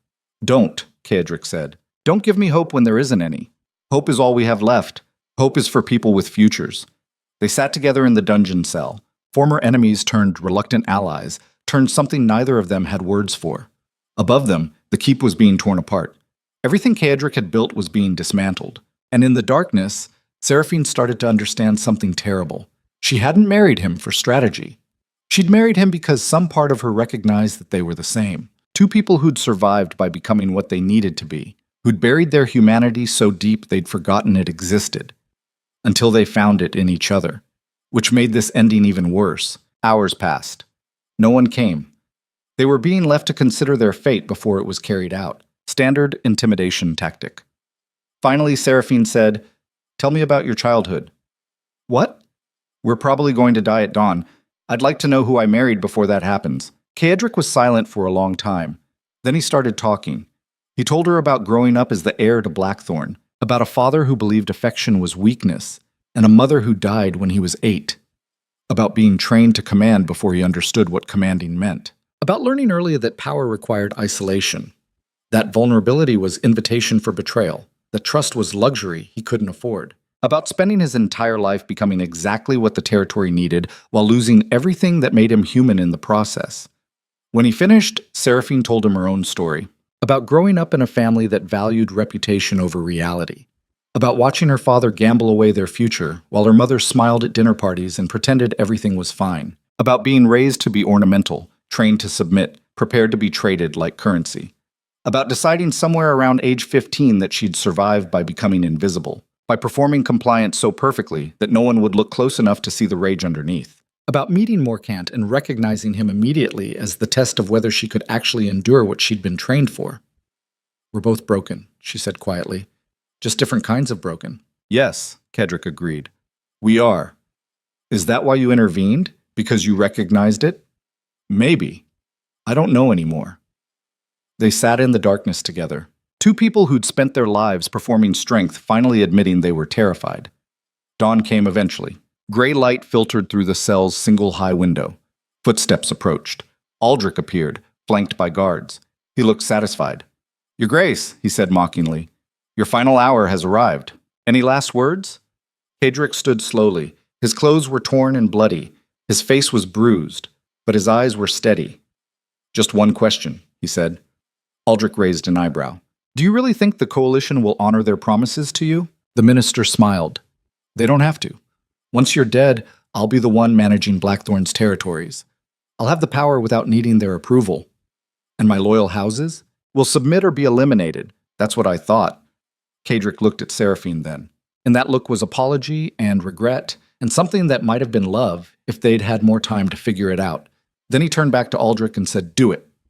The guards moved forward. Seraphine closed her eyes. This was how it ended. In a dungeon cell. Two people who'd finally found something real just before losing everything. Then the door at the end of the corridor exploded inward. Soldiers poured through, not coup guards, different uniforms, royal uniforms. Helena Marsh entered behind them, her face grim. Aldrich turned white. Seraphine stared in disbelief. Helena looked at the minister with absolute contempt. "Baron Aldrich Thorne," she said formally, "you are under arrest for treason, conspiracy, and attempted murder of a peer of the realm. The King's Justice has evidence of your coordination with foreign powers to destabilize the Northern Territories." "That's impossible," Aldrich stammered. 3 weeks of intercepted correspondence says otherwise, along with witness testimony from 7 of your co-conspirators who've already confessed in exchange for reduced sentences. She gestured. Guards seized Aldrich and his men. As they were dragged away, Helena turned to Kaedric and Seraphine. "The king has also decided that perhaps the Northern Territories require more aggressive leadership. Given recent events, your authority has been expanded, Duke Vale. Congratulations." Kaedric looked stunned.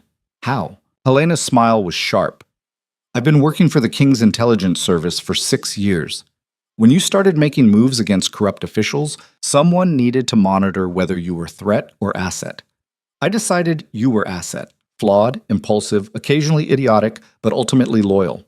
She looked at Seraphine. "Your offer to sacrifice yourself in that storage room was recorded. One of the guards was ours. Your loyalty to Blackthorn has been noted and appreciated." Seraphine couldn't process any of this. "We're not being executed?" "On the contrary," Helena said, "you're being rewarded, though I'd suggest making fewer enemies going forward." She nodded to the guards. "Release them."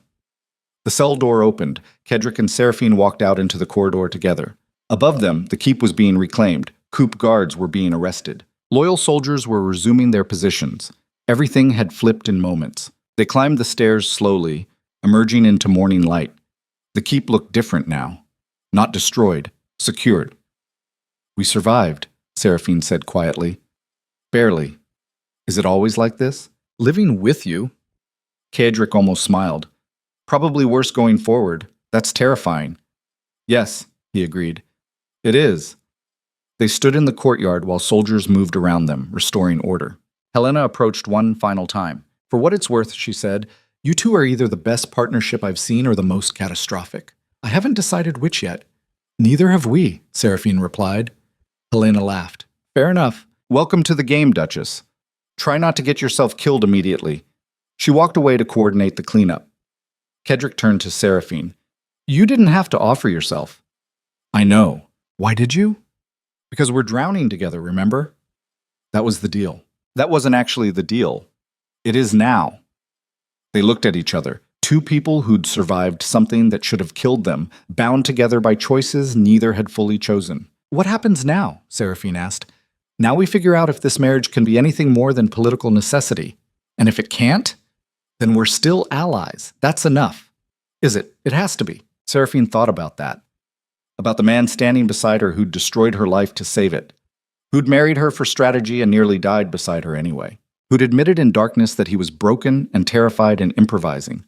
She thought about the woman she'd been a month ago, preparing to marry Morkant, calculating survival in inches. That woman didn't exist anymore. This one did. And this one had just fought beside her husband in a dungeon and watched him prepare to die protecting her. Maybe that was enough foundation to build on. Maybe it wasn't. But they had time now to find out. I have new conditions, Seraphine said. Kedrick looked wary. More conditions? We're married now. Really married. Not just politically. That means we figure out how to actually be partners instead of just allies. That's terrifying. Yes, she agreed. It is. But we just survived a coup and a betrayal and an execution attempt. Marriage can't possibly be worse. You'd be surprised. Try me. He studied her for a long moment. Then he extended his hand. Partners, then, he said. Actually, she took it. Partners. Around them, Blackthorn Keep was being restored. Damage assessed. Traitors removed. Loyalty rewarded. But Seraphine wasn't thinking about any of that. She was thinking about the fact that she'd just agreed to something infinitely more dangerous than surviving Morkant, or escaping her father, or enduring nobility's expectations. She'd agreed to actually try. To build something real with someone equally damaged. To stop performing survival and start attempting to live. It was the most terrifying decision she'd ever made. And somewhere in the back of her mind, she realized that Kedrick Vale had done exactly what he'd promised. He'd given her space to choose. And she'd chosen him. Not because she had to, because she wanted to. Which changed absolutely everything. The reconstruction of Blackthorn Keep took 6 days. Bodies were removed from corridors. Blood was scrubbed from stone floors. Broken furniture was replaced. The physical damage could be repaired with money and labor. The trust required to run a territory couldn't be rebuilt so easily. Kedrick stood in his study watching workers repair the shattered window frame and understood that everything had changed. Not just the attempted coup. Not just the discovery that his most trusted advisor had been selling him to enemies for months. The realization that he'd built his entire power structure on sand. Every person he'd relied on was now suspect. Every guard could be another traitor. Every minister, another Aldrich waiting for the right moment to strike. He'd survived by becoming what couldn't be threatened. Now he knew that was delusion. Everything could be threatened. Everyone could be bought. The door opened behind him. Seraphine entered carrying documents. Helena sent these, she said. Confessions from the conspirators. Names of everyone involved. How many? 23 confirmed. Probably more she hasn't identified yet. Kedrick took the papers but didn't look at them. 23 people who'd smiled at him during council meetings while planning his execution. Who'd accepted his authority while undermining it behind closed doors. He should feel rage. Instead, he just felt tired. What are you going to do? Seraphine asked. I don't know. She moved to stand beside him at the window. Outside, the northern territories stretched toward mountains still heavy with winter snow. His territories. His responsibility. His burden. You can't trust anyone now, she said quietly. That's what you're thinking. Can you blame me? No. But you can't govern through paranoia either. Why not? It's kept me alive this long. Barely. And now you're married to someone you barely know in a keep full of people you can't trust managing territories that want you removed. Paranoia isn't sustainable. Kedrick looked at her. You have a better suggestion? Build something different. Not power based on fear. Authority based on something more durable. Like what? She hesitated. I don't know. But what you had before clearly didn't work. He wanted to argue, wanted to insist that his methods had been effective until Aldrich's betrayal. But that was the problem. One betrayal had nearly destroyed everything, which meant the foundation was rotten from the start. We need to call a council, Seraphine said, all the remaining loyal houses. Establish clear expectations going forward. They won't come. Half of them probably supported the coup. Then we find out which half and remove them. That's purge, not governance. Sometimes they're the same thing. Kedrick studied his wife. She'd changed in the week since the coup. The careful survival strategies had been stripped away, leaving something harder underneath. Someone who'd stopped calculating how to endure and started calculating how to fight. He recognized it because he'd made the same transformation years ago. You're becoming dangerous, he observed. Good. Dangerous is what we need right now.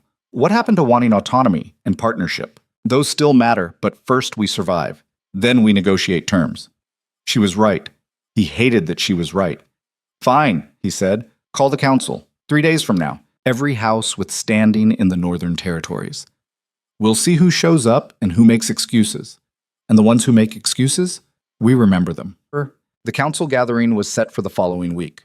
Messages went out to every noble house within Blackthorn's sphere of influence. Attendance was framed as optional. Everyone understood it wasn't. In the days before the meeting, Kedrick and Seraphine worked together to rebuild the keep's internal structure. New guards were recruited from villages outside the capital, men with no existing loyalties to compromise. Ministers were interviewed extensively before being given positions. Every servant was vetted. It was exhausting, necessary work. And it forced them to spend hours together daily, making decisions as actual partners rather than political arrangement. Kedrick discovered that Seraphine had instincts for reading people he'd never developed. She could identify liars with frightening accuracy, could sense when someone was performing loyalty versus actually feeling it. Where did you learn that? He asked after she'd dismissed 3 applicants in a row for reasons he couldn't initially see. Years of watching my father pretend everything was fine while destroying our family, she replied. You learn to read beneath performance when your survival depends on it. They were reviewing guard applications in the study. Night had fallen outside. The keep was quieter now, most of the reconstruction complete. I need to ask you something, Kedrick said. Seraphine looked up from the documents. Why did you really offer yourself in that storage room?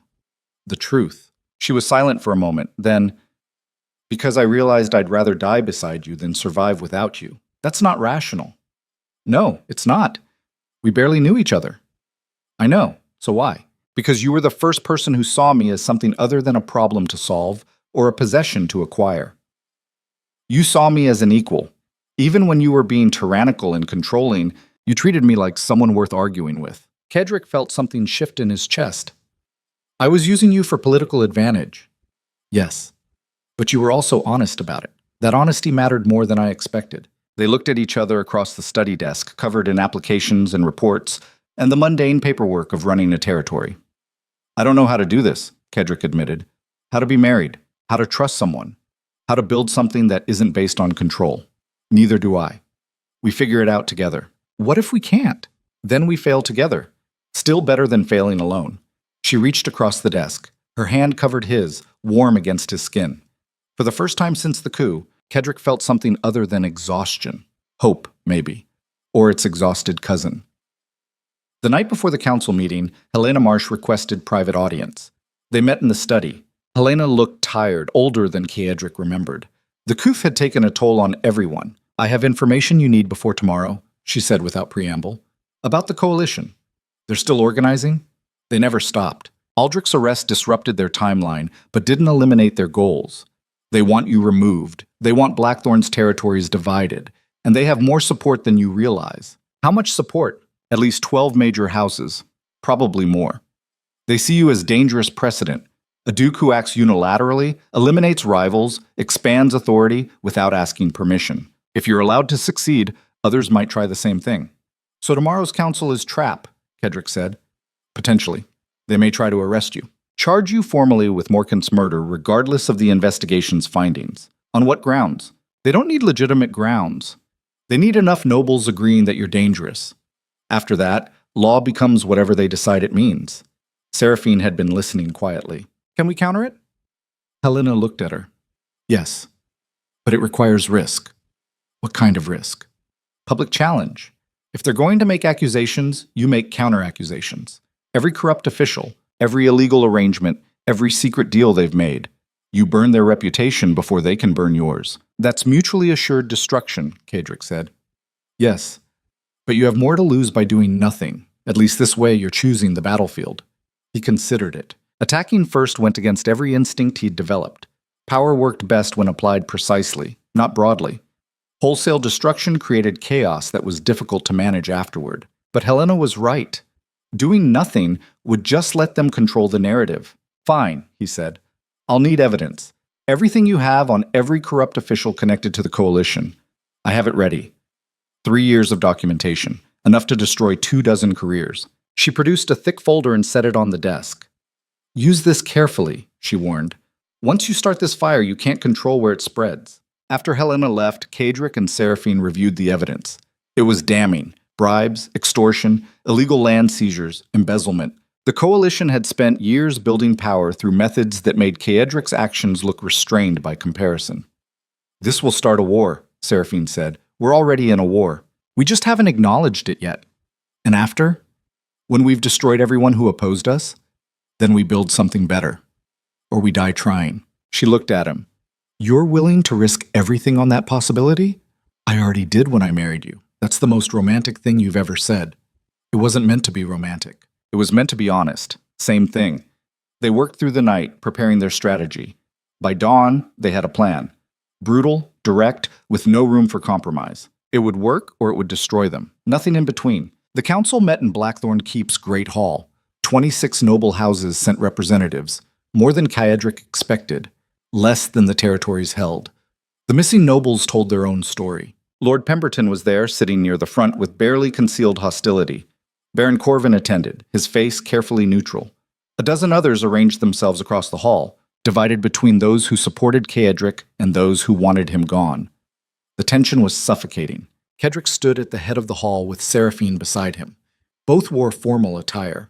Both projected authority they weren't certain they possessed anymore. Thank you for attending, Kedrick began. Recent events have demonstrated weaknesses in how we govern the Northern Territories. This meeting will address those weaknesses directly. Pemberton stood. Your Grace, before we proceed, several of us have concerns about your conduct, specifically regarding Chancellor Morcant's death and the circumstances around your marriage. Those concerns were addressed in the official investigation, Kedrick replied. The verdict was justified homicide, a verdict issued by your own people after you'd already married the victim's former betrothed. The appearance of impropriety is overwhelming. Appearance isn't evidence. In matters of governance, appearance matters more than evidence. Murmurs of agreement rippled through the hall. Seraphine stepped forward. Lord Pemberton, are you suggesting my testimony was fabricated? Pemberton's face tightened. I'm suggesting the timing is suspicious. The timing was forced by Chancellor Morcant's decision to attack me with a weapon. Would you have preferred I allow him to succeed so the timing looked better? That's not what I'm saying. Then what are you saying? Baron Corvin stood. What we're saying, Your Grace, is that Duke Vale's recent actions represent dangerous precedent, eliminating rivals, consolidating power without oversight, expanding authority unilaterally. If left unchecked, this behavior threatens the entire social structure. Kedrick let the accusation hang in the air for a moment. Then he said, dangerous precedent. Interesting phrase. Let's discuss precedent. He nodded to Seraphine. She produced the folder Helena had provided. Baron Corvin, Kedrick continued, tell this council about your land acquisitions in the eastern provinces, specifically the ones you obtained by bribing magistrates to declare the previous owners in debt. Corvin's face went white. That's slander. It's documented fact. I have 3 years of financial records proving systematic corruption. Would you like me to continue? Silence fell. Kedrick looked at Pemberton. Or perhaps Lord Pemberton would like to explain his arrangements with foreign merchants, the ones where he bypassed royal tariffs by falsifying cargo manifests. How dare you? I have the manifests, along with testimony from the merchants you bribed. He looked across the assembled nobles. Every person in this hall who's accused me of overreach has committed crimes that make my actions look restrained by comparison. The difference is, I act openly. You act in shadows and call it civilization. This is outrageous, someone shouted from the back. This is accountability, Kedrick corrected. You want to discuss dangerous precedent? Let's discuss the precedent where corrupt officials destroy whoever threatens their arrangements. Let's discuss systematic bribery and extortion dressed up as legitimate governance. We're not on trial here, Pemberton said. You are now. Seraphine stepped forward again. Every house represented in this hall will be investigated. Every financial dealing reviewed. Every arrangement scrutinized. Those found clean will be welcomed as allies. Those found corrupt will be removed. You can't do this, Corvin said. We can, Kadrick replied, and we are. The question is whether you fight it and guarantee your destruction, or cooperate and possibly survive. The hall erupted in chaos. Nobles shouting, accusations flying, years of hidden arrangements suddenly exposed. Kedrick stood at the center of it and understood this was the moment. Win here or lose everything. Pemberton was pushing toward the exit. Baron Corvin was demanding formal protest. A dozen other nobles were trying to coordinate response. Then doors at the back of the hall opened. Royal guards entered, 50 of them, full formal armor bearing the king's seal. Everyone froze. A herald stepped forward and announced, His Majesty's representative, High Chancellor Marcus Thrain. An older man entered, moving with bureaucratic authority. Kadrick had met him twice before. Career official. No personal agenda beyond serving the crown. Thrain surveyed the chaos with distaste. Duke Vale, he said. I bring message from His Majesty regarding recent events in the Northern Territories. Kedrick's chest tightened. This was it, royal intervention, either support or condemnation. The king has reviewed evidence of systemic corruption among northern nobility, Thrain continued. He has also reviewed Duke Vale's recent actions in light of this corruption. His Majesty has concluded that aggressive leadership is necessary to restore order. Relief flooded through Kedrick so suddenly he almost staggered. Therefore, Thrain continued, Duke Kedrick Vale is hereby granted emergency authority to investigate and prosecute corruption within his territories. This authority supersedes normal legal procedures for a period of 2 years, after which time full accounting will be provided to the crown.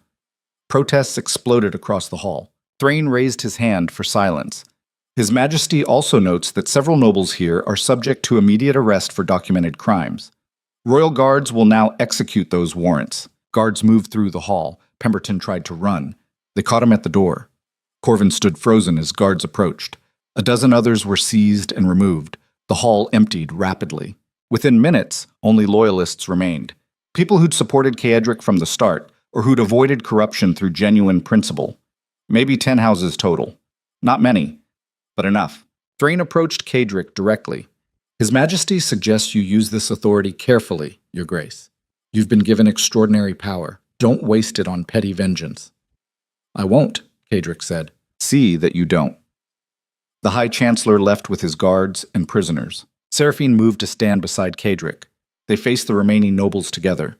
This territory has been governed through fear and corruption for too long, Kedrick said. That ends now.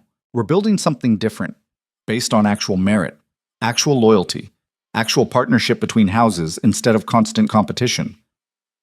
And if we disagree with your methods, someone asked, then you voice that disagreement openly and we negotiate. But you don't plot in shadows. You don't sell each other to enemies. You don't pretend obedience while planning betrayal. Several nobles nodded. Others looked uncertain. We have 2 years, Seraphine added. 2 years to prove this can work. That's not much time. We need everyone committed. One by one, the remaining houses pledged support. By evening, the council had dispersed. Plans were made, investigations scheduled, new governance structures outlined. Kedrick and Seraphine returned to their chambers exhausted. We did it, she said quietly. We actually survived. Barely. Survival counts regardless of margin. He looked at her. This woman who'd gone from trapped noblewoman to duchess to partner in weeks. Who'd learned to fight beside him instead of against him. Who'd offered herself to buy his escape and then helped him rebuild afterward. I couldn't have done this without you, he admitted. I know, that's not arrogance. No, it's fact. You needed someone who understood survival from the other side. Someone who'd been powerless and learned how to navigate it. And now you have power. Now we have power, she corrected. There's a difference. They stood together in their chambers while outside, the territories they'd just secured settled into uneasy peace. But peace never lasted. 3 days after the council, word arrived that foreign forces were massing at the northern border. Not raiders. Organized military. 2,000 men under colors no one recognized. Keadric received the report in his study, read it 3 times, making sure he understood correctly. Then he called for Seraphine and Helena. They reviewed the intelligence together. The forces had appeared suddenly, moving with precision that suggested professional command. No demands made, no communication sent. Just presence. "Who are they?" Seraphine asked. Helena's face was grim. Mercenaries. Hired by someone with significant resources. The coalition? Probably.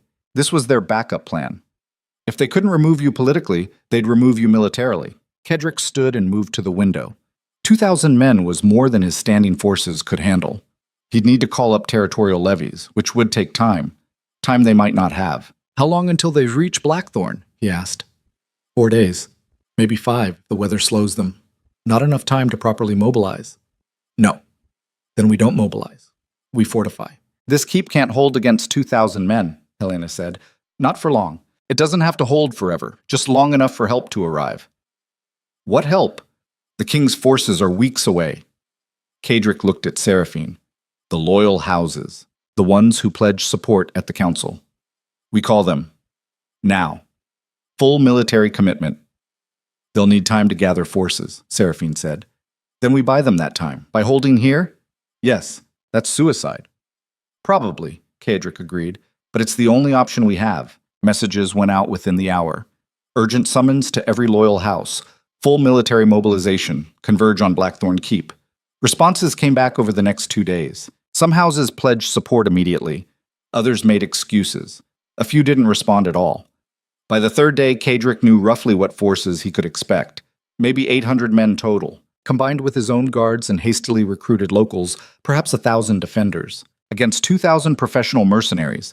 The mathematics were ugly. He spent the day preparing the keep's defenses, reinforcing gates, stockpiling supplies, positioning archers, all the things commanders did when they knew battle was coming and knew they were outmatched. Seraphine worked beside him, coordinating logistics with frightening efficiency. She'd never managed military operations before, but she learned quickly, asking sharp questions and implementing solutions without hesitation. That evening, they stood on the keep's highest tower watching the northern approach. Somewhere beyond those mountains, an army was moving toward them. "We could leave," Seraphine said quietly. "Take what forces we have and retreat south, regroup somewhere safer. And abandon Blackthorn? It's stone and wood. It can be rebuilt. It's more than that. It's symbol. If we run now, we'll never reclaim authority. Every noble who opposed us will see weakness and push harder. So we die here defending a symbol. We survive here proving a point." "What point?" "That some things are worth fighting for, even when the odds are impossible." She was quiet for a long moment. Then, "You've changed." "How?" "You used to fight for control. Now you're fighting for something more." "Like what?" She gestured at the keep below them. "The territory's spreading beyond. This. All of it. Not because you want to possess it, because you want to protect what we're building." "Is there a difference?" "Yes. Possession is selfish. Protection is collective." Keadric had never thought of it that way. But she was right. Something had shifted in him since the coup. Since marrying her, since nearly dying beside her in that dungeon. He no longer wanted power for its own sake. He wanted to build something that lasted, something worth the cost. The next morning, scouts reported the mercenary force was 1 day out, moving faster than expected. They'd reach Blackthorn by nightfall. Keadric called his commanders together, explained the situation honestly, told them the odds. "Half of you will probably die," he said. "The other half will be wounded. Those are the optimistic projections. If you want to leave now, I won't stop you." No one left. These were men who'd stayed loyal through the coup, who'd rebuilt the keep afterward, who'd pledged themselves not to a tyrant, but to someone trying to build something better. They weren't fighting for Keadric anymore. They were fighting for what Blackthorn represented. By afternoon, the first Allied forces arrived. 300 men from House Marsh. Helena rode at their head, armor over her dress, sword at her hip. "Thought you might need help," she said dryly. More forces trickled in throughout the day. Another 200 from House Kellen, 100 from smaller holdings. By evening, Keadric had perhaps 900 defenders. Still outnumbered, still outmatched, but no longer facing impossible odds alone. As the sun set, Seraphine found Keadric on the walls supervising final preparations. "I have something to tell you," she said. He turned. Her face was serious. "If we don't survive this, I want you to know something. We'll survive. Let me finish. She stepped closer. I spent my entire life learning how to endure, how to survive men who saw me as property, how to protect myself by becoming invisible. And then you destroyed all my careful plans and forced me to actually live instead of just endure. I'm sorry. Don't be. It was terrifying, but it was also necessary. You showed me what it meant to choose instead of just accept, to fight instead of just survive. She took his hand. So if we die tonight, I want you to know I chose this. Chose you. Chose standing here on these walls facing impossible odds because some things are worth dying for. Kedrick felt something break open in his chest. All the careful control he'd maintained for years suddenly seemed pointless. She'd seen through it anyway, seen him underneath and chosen him despite it. Or because of it. I love you, he said. I don't know when it happened. Probably somewhere between you offering yourself in that storage room and now. But I love you. I know, Seraphine replied. I love you too. Which is inconvenient timing. Extremely inconvenient. They kissed there on the walls while the sun set and an army approached and the northern territories held their breath. When they pulled apart, Kedrick said, We're going to survive this. How do you know? Because we have to. We have too much left to build. Horns sounded in the distance. The mercenary army had arrived. Kedrick looked out at the approaching force. 2,000 men arranged in professional formations, siege equipment being positioned, command tents going up. This was happening. He turned to his commanders assembled on the walls. They'd kill for defensive positions, make them pay for every foot, buy time for more allies to arrive. And if no more allies come, someone asked, then we make sure they remember Blackthorn for centuries. As darkness fell, the mercenary force settled into siege positions. No immediate assault. They were taking their time, confident in their advantage. That confidence would be their weakness. Kedrick spent the night moving through the keep, talking to defenders, making sure everyone understood the plan, reinforcing morale. Around midnight, a messenger arrived. More forces were coming. House Torrin pledging 300 men. House Vance sending 200. They'd arrive by tomorrow afternoon, if the keep could hold that long. Dawn came gray and cold. The assault began at first light. Siege engines launched stones that slammed into Blackthorn's walls. Archers sent volleys of arrows into defenders. Rams approached the gates under protective cover. Kedrick's forces responded with everything they had. Boiling oil poured onto attackers. Archers fired from prepared positions. Rocks were dropped on siege equipment. The battle became chaos immediately. Seraphine fought beside him, bow in hand, firing with steady accuracy. She'd learned archery as hobby. Now it kept her alive. A section of wall collapsed under sustained bombardment. Mercenaries poured through the breach. Defenders met them with swords and desperation. The fighting was brutal. No room for strategy, just survival measured in seconds. Kedrick cut down 3 men in quick succession, saw one of his commanders fall, watched Helena take an arrow to the shoulder and keep fighting anyway. This was what it meant to build something worth protecting. This was the cost. The sun reached its peak. The assault intensified. More breaches opened, more defenders fell. But the keep held, barely. By afternoon, word came that Allied forces were approaching, less than an hour out, just one more hour. But the mercenary commander had seen the same thing. He ordered final assault. Everything committed. Breakthrough now or retreat. The gates shattered under concentrated ram assault. Mercenaries flooded into the courtyard. Hand-to-hand combat. No room to maneuver. Kedrick fought at the center of it. Seraphine at his back. Both of them understanding this was the moment. Win here or die here. Then horns sounded from beyond the walls. Allied forces arriving. 300 men from House Torrin crashing into the mercenary rear. 200 from House Vance hitting their flank. The tide shifted. Mercenaries suddenly found themselves trapped between keep defenders and fresh forces. Their formations collapsed. Their confidence evaporated. Within an hour, it was over. The mercenary commander surrendered. What remained of his force retreated in disorder.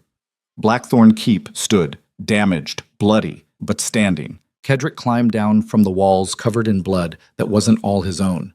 His sword arm ached. His chest burned from a cut he didn't remember receiving. Seraphine found him in the courtyard. She had blood on her face. An arrow had grazed her arm. They looked at each other and started laughing. Not humor, just exhausted relief. We survived, she said. Again. How many times can we keep doing this? Kedrick pulled her close. As many times as necessary. Around them, as defenders were helping wounded, counting dead, beginning the grim work of battle aftermath. But they'd won. Against impossible odds, they'd held. And in that moment, Kaedric understood something fundamental had changed. This wasn't just about surviving anymore, wasn't about holding power through fear. This was about building something people would fight to protect, something worth the cost. Helena approached, her shoulder bandaged, but her face satisfied. That could have gone worse, she observed. Much worse, Kedrick agreed. The question is what happens next? The coalition will try again. Maybe not immediately, but they won't stop. Let them try, Seraphine said. We'll be ready. That night, after the wounded were tended and the dead were honored, Kaedric and Seraphine returned to their chambers. They helped each other remove bloody armor, cleaned wounds, fell into bed exhausted.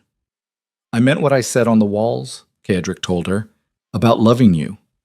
I know. I'm not good at this, at being vulnerable, at trusting someone. Neither am I. We'll figure it out together. They lay in darkness, two people who'd survived too many impossible situations to count anymore. The territories outside were changing. Power was shifting. The old corrupt structures were being torn down. What they built in their place would define everything. Morning would bring new challenges, new threats, new battles to fight. But tonight, they'd survived, together. And somehow, that made everything else feel manageable, even when they both knew the worst was still coming. Because somewhere beyond Blackthorn's walls, in mansions and councils and foreign courts, people were planning, calculating, preparing their next move against the Northern Duke, who'd become too dangerous to ignore. The coalition had failed once, they wouldn't fail again. And when they came back, it wouldn't be with mercenaries, it would be with something far worse. But that was tomorrow's problem. Tonight, Kaedric held his wife close and let himself believe they had time. They didn't. 3 days later, a messenger arrived from the capital, carrying royal summons sealed with the king's personal mark. Duke Kaedric Vale was commanded to appear before the full royal court. Immediately. To answer charges of treason, the journey to the capital took 4 days through winter roads that had started to thaw into mud. Kaedric rode at the head of a small contingent, 20 guards chosen for loyalty rather than numbers. Seraphine rode beside him, refusing to stay at Blackthorn despite the danger. We face this together, she'd said when he tried to argue. That was the agreement. He'd stopped protesting after that. The royal summons had been specific. Duke Kaedric Vale was charged with exceeding his authority, unlawful execution of a peer, and conspiracy against the crown. The charges were absurd on their face, contradicting the emergency powers the king had granted weeks earlier. But absurdity didn't matter when backed by enough political force. Someone had gotten to the young king, convinced him that Kaedric represented threat rather than asset. The coalition's final move. Helena rode with them, her shoulder still healing from the battle. She'd insisted on accompanying them despite the risk. I've been reporting to the king's intelligence service for 6 years, she'd said. If anyone can navigate royal politics, it's me. Kaedric wasn't convinced. Politics required subtlety and patience. He'd built his reputation on neither. They reached the capital on the 5th day. The city sprawled across hills overlooking the southern bay, white stone buildings gleaming in weak sunlight, beautiful and deadly in equal measure. This was where careers were made and destroyed with whispered words over expensive wine. Kaedric hated it immediately.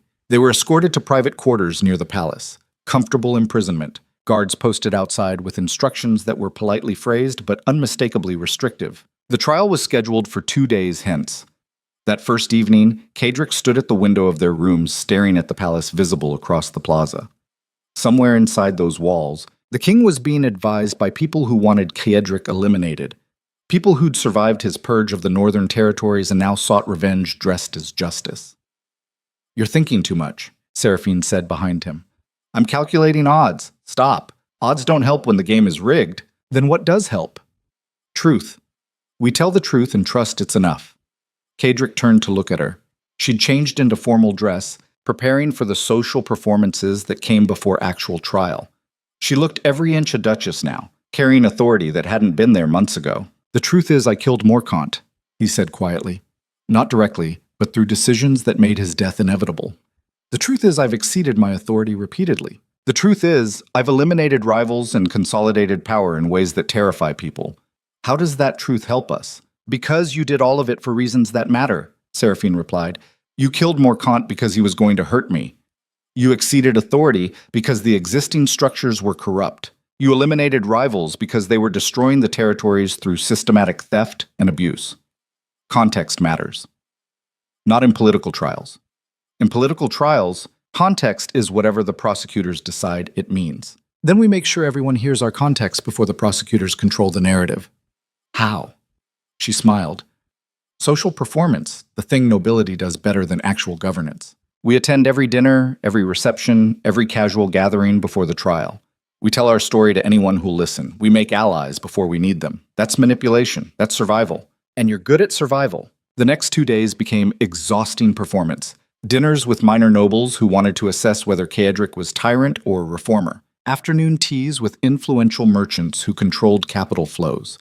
Evening receptions where whispered conversations carried more weight than formal speeches. Seraphine navigated it all with frightening skill. She knew instinctively who to charm, who to intimidate, who to ignore. She told their story repeatedly, framing Morcant's death not as murder, but as protection. Ceadric's authority not as overreach, but as necessary correction to systemic rot. Some believed her. Others remained skeptical. But by the time the trial arrived, they'd planted enough doubt that the coalition's narrative wasn't automatically accepted. Small victory, but better than nothing. The trial convened in the palace's great chamber. Vaulted ceilings, marble columns, gold leaf everywhere, designed to intimidate anyone standing accused. Ceadric stood in the center of it, wearing formal military dress. Seraphine sat in the gallery behind him, her face carefully neutral. Helena sat beside her. The judges entered, 5 senior nobles appointed by the king. Ceadric recognized 3 of them as coalition sympathizers. The other 2 were unknowns, not promising odds. The chief prosecutor stood and began laying out charges.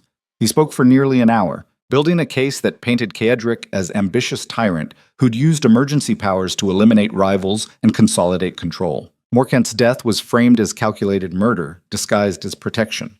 The battle against mercenaries was described as staged justification for military buildup. It was masterful prosecution, taking facts and twisting them until truth became unrecognizable. When the prosecutor finished, the lead judge looked at Ceadric. "How do you answer these charges, Duke Vale?" Ceadric had prepared a careful response with Helena's help. Measured words that acknowledged mistakes while defending intentions. Political language designed to minimize damage. He discarded all of it. Instead, he said, "Everything the prosecutor described is factually accurate. I did exceed my authority. I did eliminate rivals. I did consolidate power. The question isn't whether I did these things. The question is why." His voice carried through the chamber. Not loud, just clear. Chancellor Morcant was corrupt. He controlled trade regulations for personal profit while accepting bribes from foreign powers. He was also abusing my wife, who at the time was his unwilling fiancée. I intervened because the existing systems would have protected him while destroying her. Was that overreach? Probably. Was it necessary? Absolutely. Murmurs rippled through the gallery. Baron Corvin and Lord Pemberton were systematically stealing from the territories they governed, falsifying records, bribing officials, destroying anyone who challenged them. I eliminated them because waiting for proper channels would have meant years of continued theft while people suffered. Was that tyrannical? Maybe. Was it effective? The evidence speaks for itself. The judges exchanged glances. "You're not denying the charges," the lead judge observed. "No. I'm providing context you're being asked to ignore. You want to know if I'm dangerous?" "Yes. I'm extremely dangerous. To corrupt officials. To abusive authority. To systems that protect predators while punishing victims. If that makes me tyrant, then I'm guilty as charged." The prosecutor stood. "Your Grace, this is exactly the kind of self-justification that proves the charges. You believe your judgment supersedes law." "My judgment responds when law fails," Ceadric corrected. "There's a difference. Not to those you've destroyed. Ask the people in the Northern Territories whether they prefer my governance or the corruption that preceded it. Ask the widows who kept their property because I stopped predatory creditors. Ask the villages that can actually keep their harvests instead of having them seized by corrupt magistrates. Ask them if they consider me tyrant or necessary correction. That's populism, not defense. It's reality, which apparently isn't welcome in this chamber." The lead judge raised his hand for silence. "Duke Vale, eloquent self-defense aside, you still violated established procedures. Emergency powers don't excuse execution without trial. Chancellor Morcant died resisting arrest after attacking my wife with a blade. That's not execution. That's consequence. Convenient consequence. Documented consequence. We have multiple witnesses. Physical evidence. Independent investigation that confirms self-defense. Investigation conducted by your people. Investigation conducted by the King's Justice. Unless you're suggesting Dame Constance Kerr is corrupt. The judge's expression tightened. Dame Constance's integrity is beyond question. Then accept her findings, or admit this trial isn't about facts, it's about politics. Silence fell across the chamber. The prosecutor tried to regain momentum. Your Grace, even if we accept your version of events regarding Chancellor Morcant, your subsequent actions demonstrate pattern of overreach, the purge of noble houses, the expansion of military authority, the marriage itself, rushed through days after eliminating your wife's previous betrothed. Seraphine stood in the gallery, every head turned. I'll address that last point, she said clearly, since it concerns me directly. The lead judge looked uncomfortable. Duchess Vale, you're not on trial here. No. But my character apparently is. So I'll speak. She moved to stand beside Cadric, not asking permission, just taking space. I married Duke Vale 3 days after my former fiancé's death. That timing looks suspicious if you ignore context.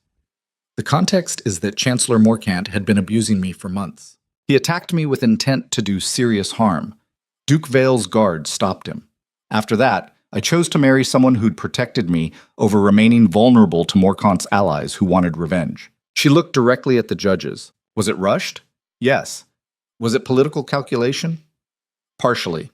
Was it also the first free choice I'd made in years? Absolutely. You want to judge my husband for giving me that choice? Go ahead, but understand what you're actually judging. You're deciding whether protecting someone from abuse is crime or duty. The gallery erupted in whispered conversations. The lead judge called for order. Duchess Vale, your testimony is noted. However, this court must consider... She interrupted him. This court must consider whether Duke Vale's methods were necessary or tyrannical. I'll make it simple. The Northern Territories were governed by systematic corruption for decades. People suffered while nobles enriched themselves. Duke Vale stopped it, violently, without patience for proper channels that would have protected the guilty. She stepped forward. If that's tyranny, then we need more of it. Because the alternative was slower destruction that followed all the rules while destroying people's lives. She returned to her seat. Kedrick felt something profound shift in his chest. Not surprise exactly, just recognition that she'd become something more than partner. She'd become the voice for everything he'd done that he could never articulate properly himself. The trial continued for hours after that. Witnesses were called, evidence presented, arguments made and countered. By evening, the judges retired to deliberate. Kedrick and Seraphine waited in an antechamber. Helena joined them, her face unreadable. That was either brilliant or catastrophic, she said. I can't decide which. Both probably, Seraphine replied. They sat in silence while outside political calculations happened behind closed doors. Deals were made. Pressures applied. The actual deliberation that would determine their fate. Finally, near midnight, they were summoned back to the chamber. The judges had returned. Their faces revealed nothing. The lead judge stood and read the verdict. After careful consideration of evidence and testimony, this court finds Duke Cadric Vale guilty of exceeding emergency authority in 3 specific instances. He is fined 20,000 marks and placed under enhanced oversight for 18 months. All other charges are dismissed. Relief and frustration warred in Cadric's chest. Guilty but barely punished. Political compromise that satisfied no one while preventing complete victory for either side. Additionally, the judge continued, Duchess Seraphine Vale is recognized as legitimate spouse and partner in governance. Her testimony regarding Chancellor Morcant's behavior is accepted as factual. The investigation into his death is considered closed. Furthermore, Duke Vale's emergency authority is extended for an additional year, with the provision that all major actions must be reported to the Crown within 30 days. This court recognizes that the Northern Territories require aggressive leadership while maintaining oversight to prevent abuse. He looked at Cadric directly. Duke Vale, you are dangerous. You've proven that conclusively. The question is whether you're dangerous to enemies of the realm or to the realm itself. This court has decided to give you time to prove which. Use it wisely. The gavel fell. The trial was over. Cadric and Seraphine left the chamber surrounded by guards and curious stares. They made their way back to their quarters in silence. Only when the door closed behind them did Seraphine speak. We won, she said. Barely. Barely counts. Cadric moved to the window. Outside, the capital continued its evening routines. unaware that the man they feared had just been given permission to continue being feared. I meant what I said in there, he told her, about being dangerous. I am. To systems that need destroying. To people who abuse power. I can't change that. I don't want you to change it, Seraphine replied. I want you to direct it better. How? She moved to stand beside him. By remembering why you started doing this. You didn't purge the Northern Territories because you wanted power. You did it because you were tired of watching corruption destroy people. That's not tyranny. That's conscience finally expressing itself through action. Conscience with body count. Better than indifference with higher body count. He looked at her. When did you become wise? Somewhere between agreeing to marry Morcant and deciding to marry you instead. Survival teaches clarity. They stood together at the window watching the capital settle into night. Tomorrow they'd return north. Back to Blackthorn Keep. Back to rebuilding territories that had been torn apart and needed time to heal. But tonight, in this room, they were just two people who'd survived something that should have destroyed them. I love you, Kadric said again. Still sounds strange saying it. You'll get used to it. Will I? Eventually. After another dozen near-death experiences, probably. He almost laughed. That's disturbingly specific. I'm planning ahead. Someone has to. They went to bed exhausted. Tomorrow would bring new challenges, new threats. The coalition had been set back but not eliminated. Other enemies would emerge. The territories would need constant attention, but they'd survived. Together. And that foundation, forged through catastrophe and political trial and too many battles to count, was stronger than anything built through careful planning could have been. The journey north took 6 days this time. They traveled slower, stopping in villages to speak with people, hearing complaints, addressing concerns, building connection to the territories they governed. Kedrick discovered he was surprisingly good at it. When he stopped trying to control everything and instead just listened, people responded. They wanted to be heard more than they wanted to be commanded. Seraphine had tried to tell him that weeks ago. He was only now understanding what she meant.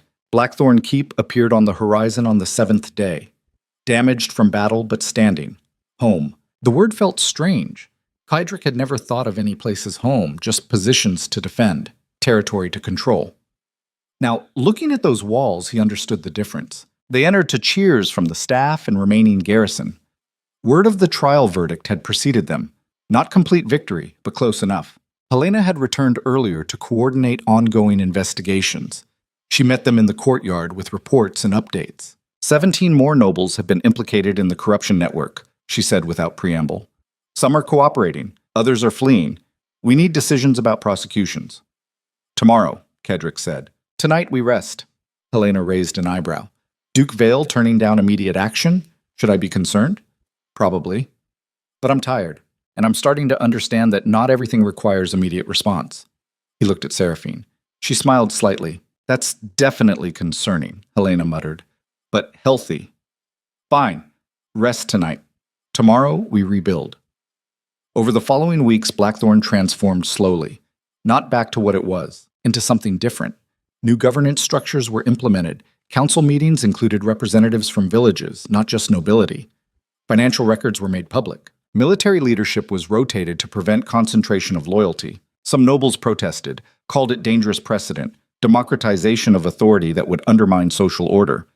Kadrick ignored them. He'd stopped caring about traditional authority structures the moment they'd tried to execute him for challenging corruption. Seraphine coordinated much of it, working with Helena to identify trustworthy administrators and root out remaining corruption. She was better at the political maneuvering than Kaedric ever would be. More patient. More willing to negotiate. Where he burned things down, she rebuilt. Perfect partnership. 3 months after the trial, Kedrick woke early and found Seraphine already awake, standing at the window of their chambers, watching sunrise over the northern mountains. Couldn't sleep? He asked. Too much thinking. About? Everything. What we've built, what it costs, whether it's sustainable. He moved to stand beside her. The territories spreading below looked peaceful in dawn light. Hard to believe they'd been war zone months earlier. Nothing's sustainable, he said quietly. Everything we build will eventually be challenged. The question is whether we build something worth defending. Is it worth defending? I don't know. Ask me in 20 years. She leaned against him. What do you think we'll be doing in 20 years? If we survive? Probably the same thing. Fighting corruption. Making enemies. Protecting people who hate us for protecting them. Sounds exhausting. It is. but I can't imagine doing anything else now. They stood together watching light spread across the territories.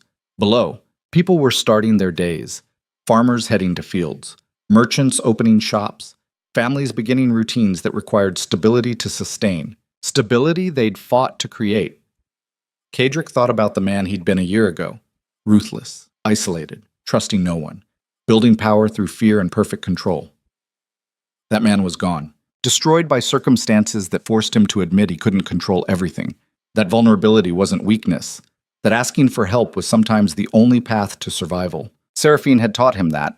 By refusing to be controlled, by standing beside him when running would have been smarter, by offering herself in that storage room because she'd decided drowning together was better than surviving alone. She'd changed him, fundamentally, in ways he was still discovering. "Do you regret it?" he asked. "Marrying me. Everything that came after." She considered the question seriously. "Some days, when things are difficult, when I remember how much simpler my life might have been. But simple isn't the same as meaningful. You gave me choice, real choice, even when that choice was terrifying. That matters more than simple ever could. Even though I destroyed your careful plans, especially because you destroyed my careful plans. Those plans were survival strategies built by someone who'd given up on actually living. You forced me to live. I hated you for it initially. Now I'm grateful." He pulled her closer. "I'm still dangerous, still ruthless when necessary, still willing to burn everything down to protect what matters. I know. That's why this works. You need someone who understands that ruthlessness while tempering it. I need someone who protected me when I couldn't protect myself while giving me space to become someone who doesn't need protecting anymore. You're wiser than I deserve." "Probably, but you're stuck with me anyway." They spent the day working together, reviewing petitions, making judgments, handling the endless administrative details of governance that never made it into stories about powerful dukes. This was the reality. Not dramatic battles or political trials, just constant work trying to make systems function fairly while preventing corruption from reasserting itself. Exhausting, necessary, meaningful. That evening, they hosted dinner for loyal houses, celebrating 6 months of relative peace, building relationships that would matter when the next crisis emerged. Because there would be another crisis. There always was, but they'd face it together. Helena gave a toast halfway through the meal to Duke and Duchess Vale, who proved that sometimes the only way to fix broken systems is to break them more thoroughly first. Laughter, applause, agreement from people who'd survived the breaking and come out stronger. After dinner, Kadrick and Seraphine walked the keep's walls. Their evening routine now, checking defenses while talking about everything and nothing. The territories were quiet tonight, stars emerging in clear sky. Peace that felt fragile but real. "I have something to tell you," Seraphine said. He looked at her. Her expression was difficult to read. "I'm pregnant." The words took a moment to register. Then their full weight hit him. A child. Heir to everything they'd built. Someone who'd inherit both the power and the enemies that came with it. "How long have you known?" he asked. 3 weeks. I wanted to be certain before saying anything. "Are you happy about it?" She considered that, terrified mostly. But yes, happy underneath the terror. Kadrick thought about bringing a child into this world, into territories that had just survived coup and battle and political trial, into life that would always involve threats and danger and impossible choices. He should tell her it was terrible timing, should suggest waiting until things were more stable. Instead, he said, "I'm terrified too, and happy." In that order. She laughed. "That's honest, at least. Honesty is all we have." "No, we have each other. That's more than honesty. That's foundation." They stood on the walls while night deepened around them. Below, the keep's windows glowed with warmth. Above, stars wheeled in patterns that had existed long before their drama and would continue long after. Tomorrow would bring new challenges. The child would complicate everything. The territories would continue requiring constant attention. The enemies would keep plotting. But tonight, on these walls, they were just two people who'd survived impossible odds and chosen to build something together. Not perfect. Never perfect. But real in ways that careful planning could never achieve. Kadrick thought about the northern territories spreading beyond these walls. About people sleeping peacefully because he'd eliminated threats they never knew existed. About systems functioning more fairly because he'd burned the corrupt ones down and rebuilt from ash. About the woman standing beside him who'd transformed from survival-focused noblewoman into partner and duchess, and soon mother. About the child who'd carry forward whatever they managed to build. It wasn't the power he'd imagined wanting years ago, wasn't the control he'd thought necessary. It was better, messier, more complicated, infinitely more vulnerable, but better. Because power built on fear lasted only until someone stronger appeared. Power built on protection lasted as long as people needed it. And people always needed protection from those who'd exploit them. That was the lesson he'd learned too slowly. That strength without purpose was just violence. But strength in service of protecting those who couldn't protect themselves? That was worth every brutal choice, every political battle, every near-death experience. Years later, historians would write about Duke Kedrick Vale's transformation of the Northern Territories. They'd debate whether his methods were justified, whether the ends warranted the means, whether one man should have held such power. They'd miss the real story, which wasn't about power at all. It was about two broken people finding each other in the middle of catastrophe and deciding to build something worth protecting. About learning that vulnerability wasn't weakness, but foundation for actual connection. About discovering that the only thing more dangerous than ruling a kingdom was loving someone enough to burn one down for them, and then choosing to rebuild instead. The Northern Territories thrived under their governance. Not because Kedrick was brilliant administrator, not because Seraphine was perfect diplomat, because they were honest about their flaws while working to mitigate them, because they admitted when they were wrong, because they built systems designed to prevent the corruption they'd destroyed rather than assuming their own virtue would prevent it, because they'd learned through pain and catastrophe that sustainable power required constant work to deserve it. Their daughter was born in early spring, dark hair like her mother, her father's steady gaze even as infant. They named her Elena, after no one in particular. Just name that sounded like hope. Kedrick held her for the first time and understood with terrifying clarity exactly what he'd been fighting for all along. Not territory, not authority, not even justice. This, the possibility of a future where children could grow up without systematic corruption destroying their families, where protection was available rather than privilege, where power served people instead of exploiting them. Impossible dream, maybe, but worth trying. He looked at Seraphine holding their daughter with expression of fierce protectiveness and realized they'd come full circle. She'd started as someone needing protection, had transformed into someone providing it. Now she was protecting someone else entirely, and he'd started as someone who protected through control, had learned to protect through partnership instead. Together they'd built something neither could have achieved alone. Not perfect, never perfect, but functioning, honest, worth defending. The story of Duke Kedrick Vale and Duchess Seraphine was told throughout the kingdom for generations after, sometimes as cautionary tale about concentrated power, sometimes as romance about unlikely partnership, sometimes as political lesson about necessary reformation. All versions missed the essential truth, which was simply this: two people had been drowning in different ways, had found each other through catastrophe, had decided that drowning together was better than surviving alone, and then had discovered they didn't have to drown at all. They could swim, not gracefully, not without struggle, but swim nonetheless toward something better than what they'd left behind. And in the end, that was enough. More than enough. It was everything. Years passed. Elena grew. The territories stabilized. New challenges emerged and were addressed. The corruption that had defined the previous generation gave way slowly to systems that actually served people. Not perfectly. Never perfectly. But better. Measurably better. And on quiet evenings, when work was finished and their daughter was asleep, Kedrick and Seraphine would walk the keep's walls together and remember. The winter assembly where they'd met, the coup that nearly killed them, the trial that could have ended everything. The battles fought, the enemies survived, all of it distant now. Memory rather than immediate threat, but never forgotten. Because those experiences had forged them, had transformed two broken people into something stronger than either had been alone. Partnership earned through catastrophe. Love built on honest understanding of each other's damage. Foundation that could support weight of responsibility they carried. Standing on those walls watching stars wheel overhead and territories sleep peacefully below, they understood something fundamental about power and protection and the cost of building things worth defending. The strongest structures weren't built through control. They were built through connection, through admitting vulnerability while working to protect others from experiencing the same, through choosing again and again to rebuild rather than retreat.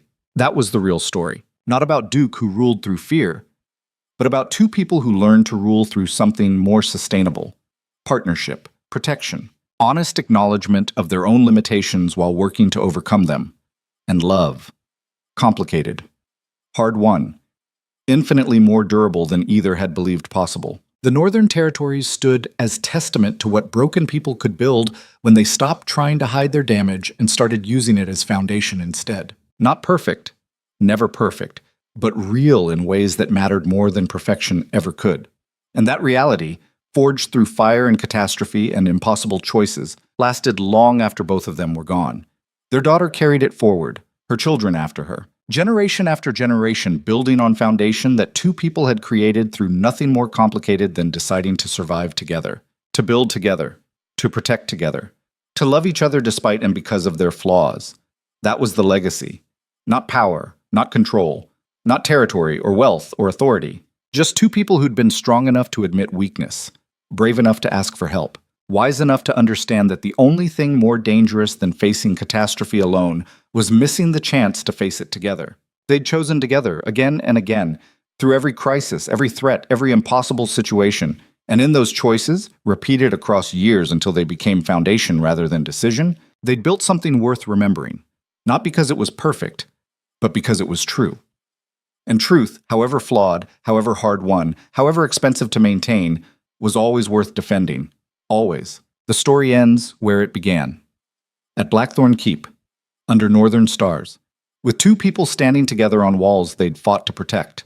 Older now, tired from years of constant work, scarred from battles physical and political, but standing, together, still. And that in the end was everything.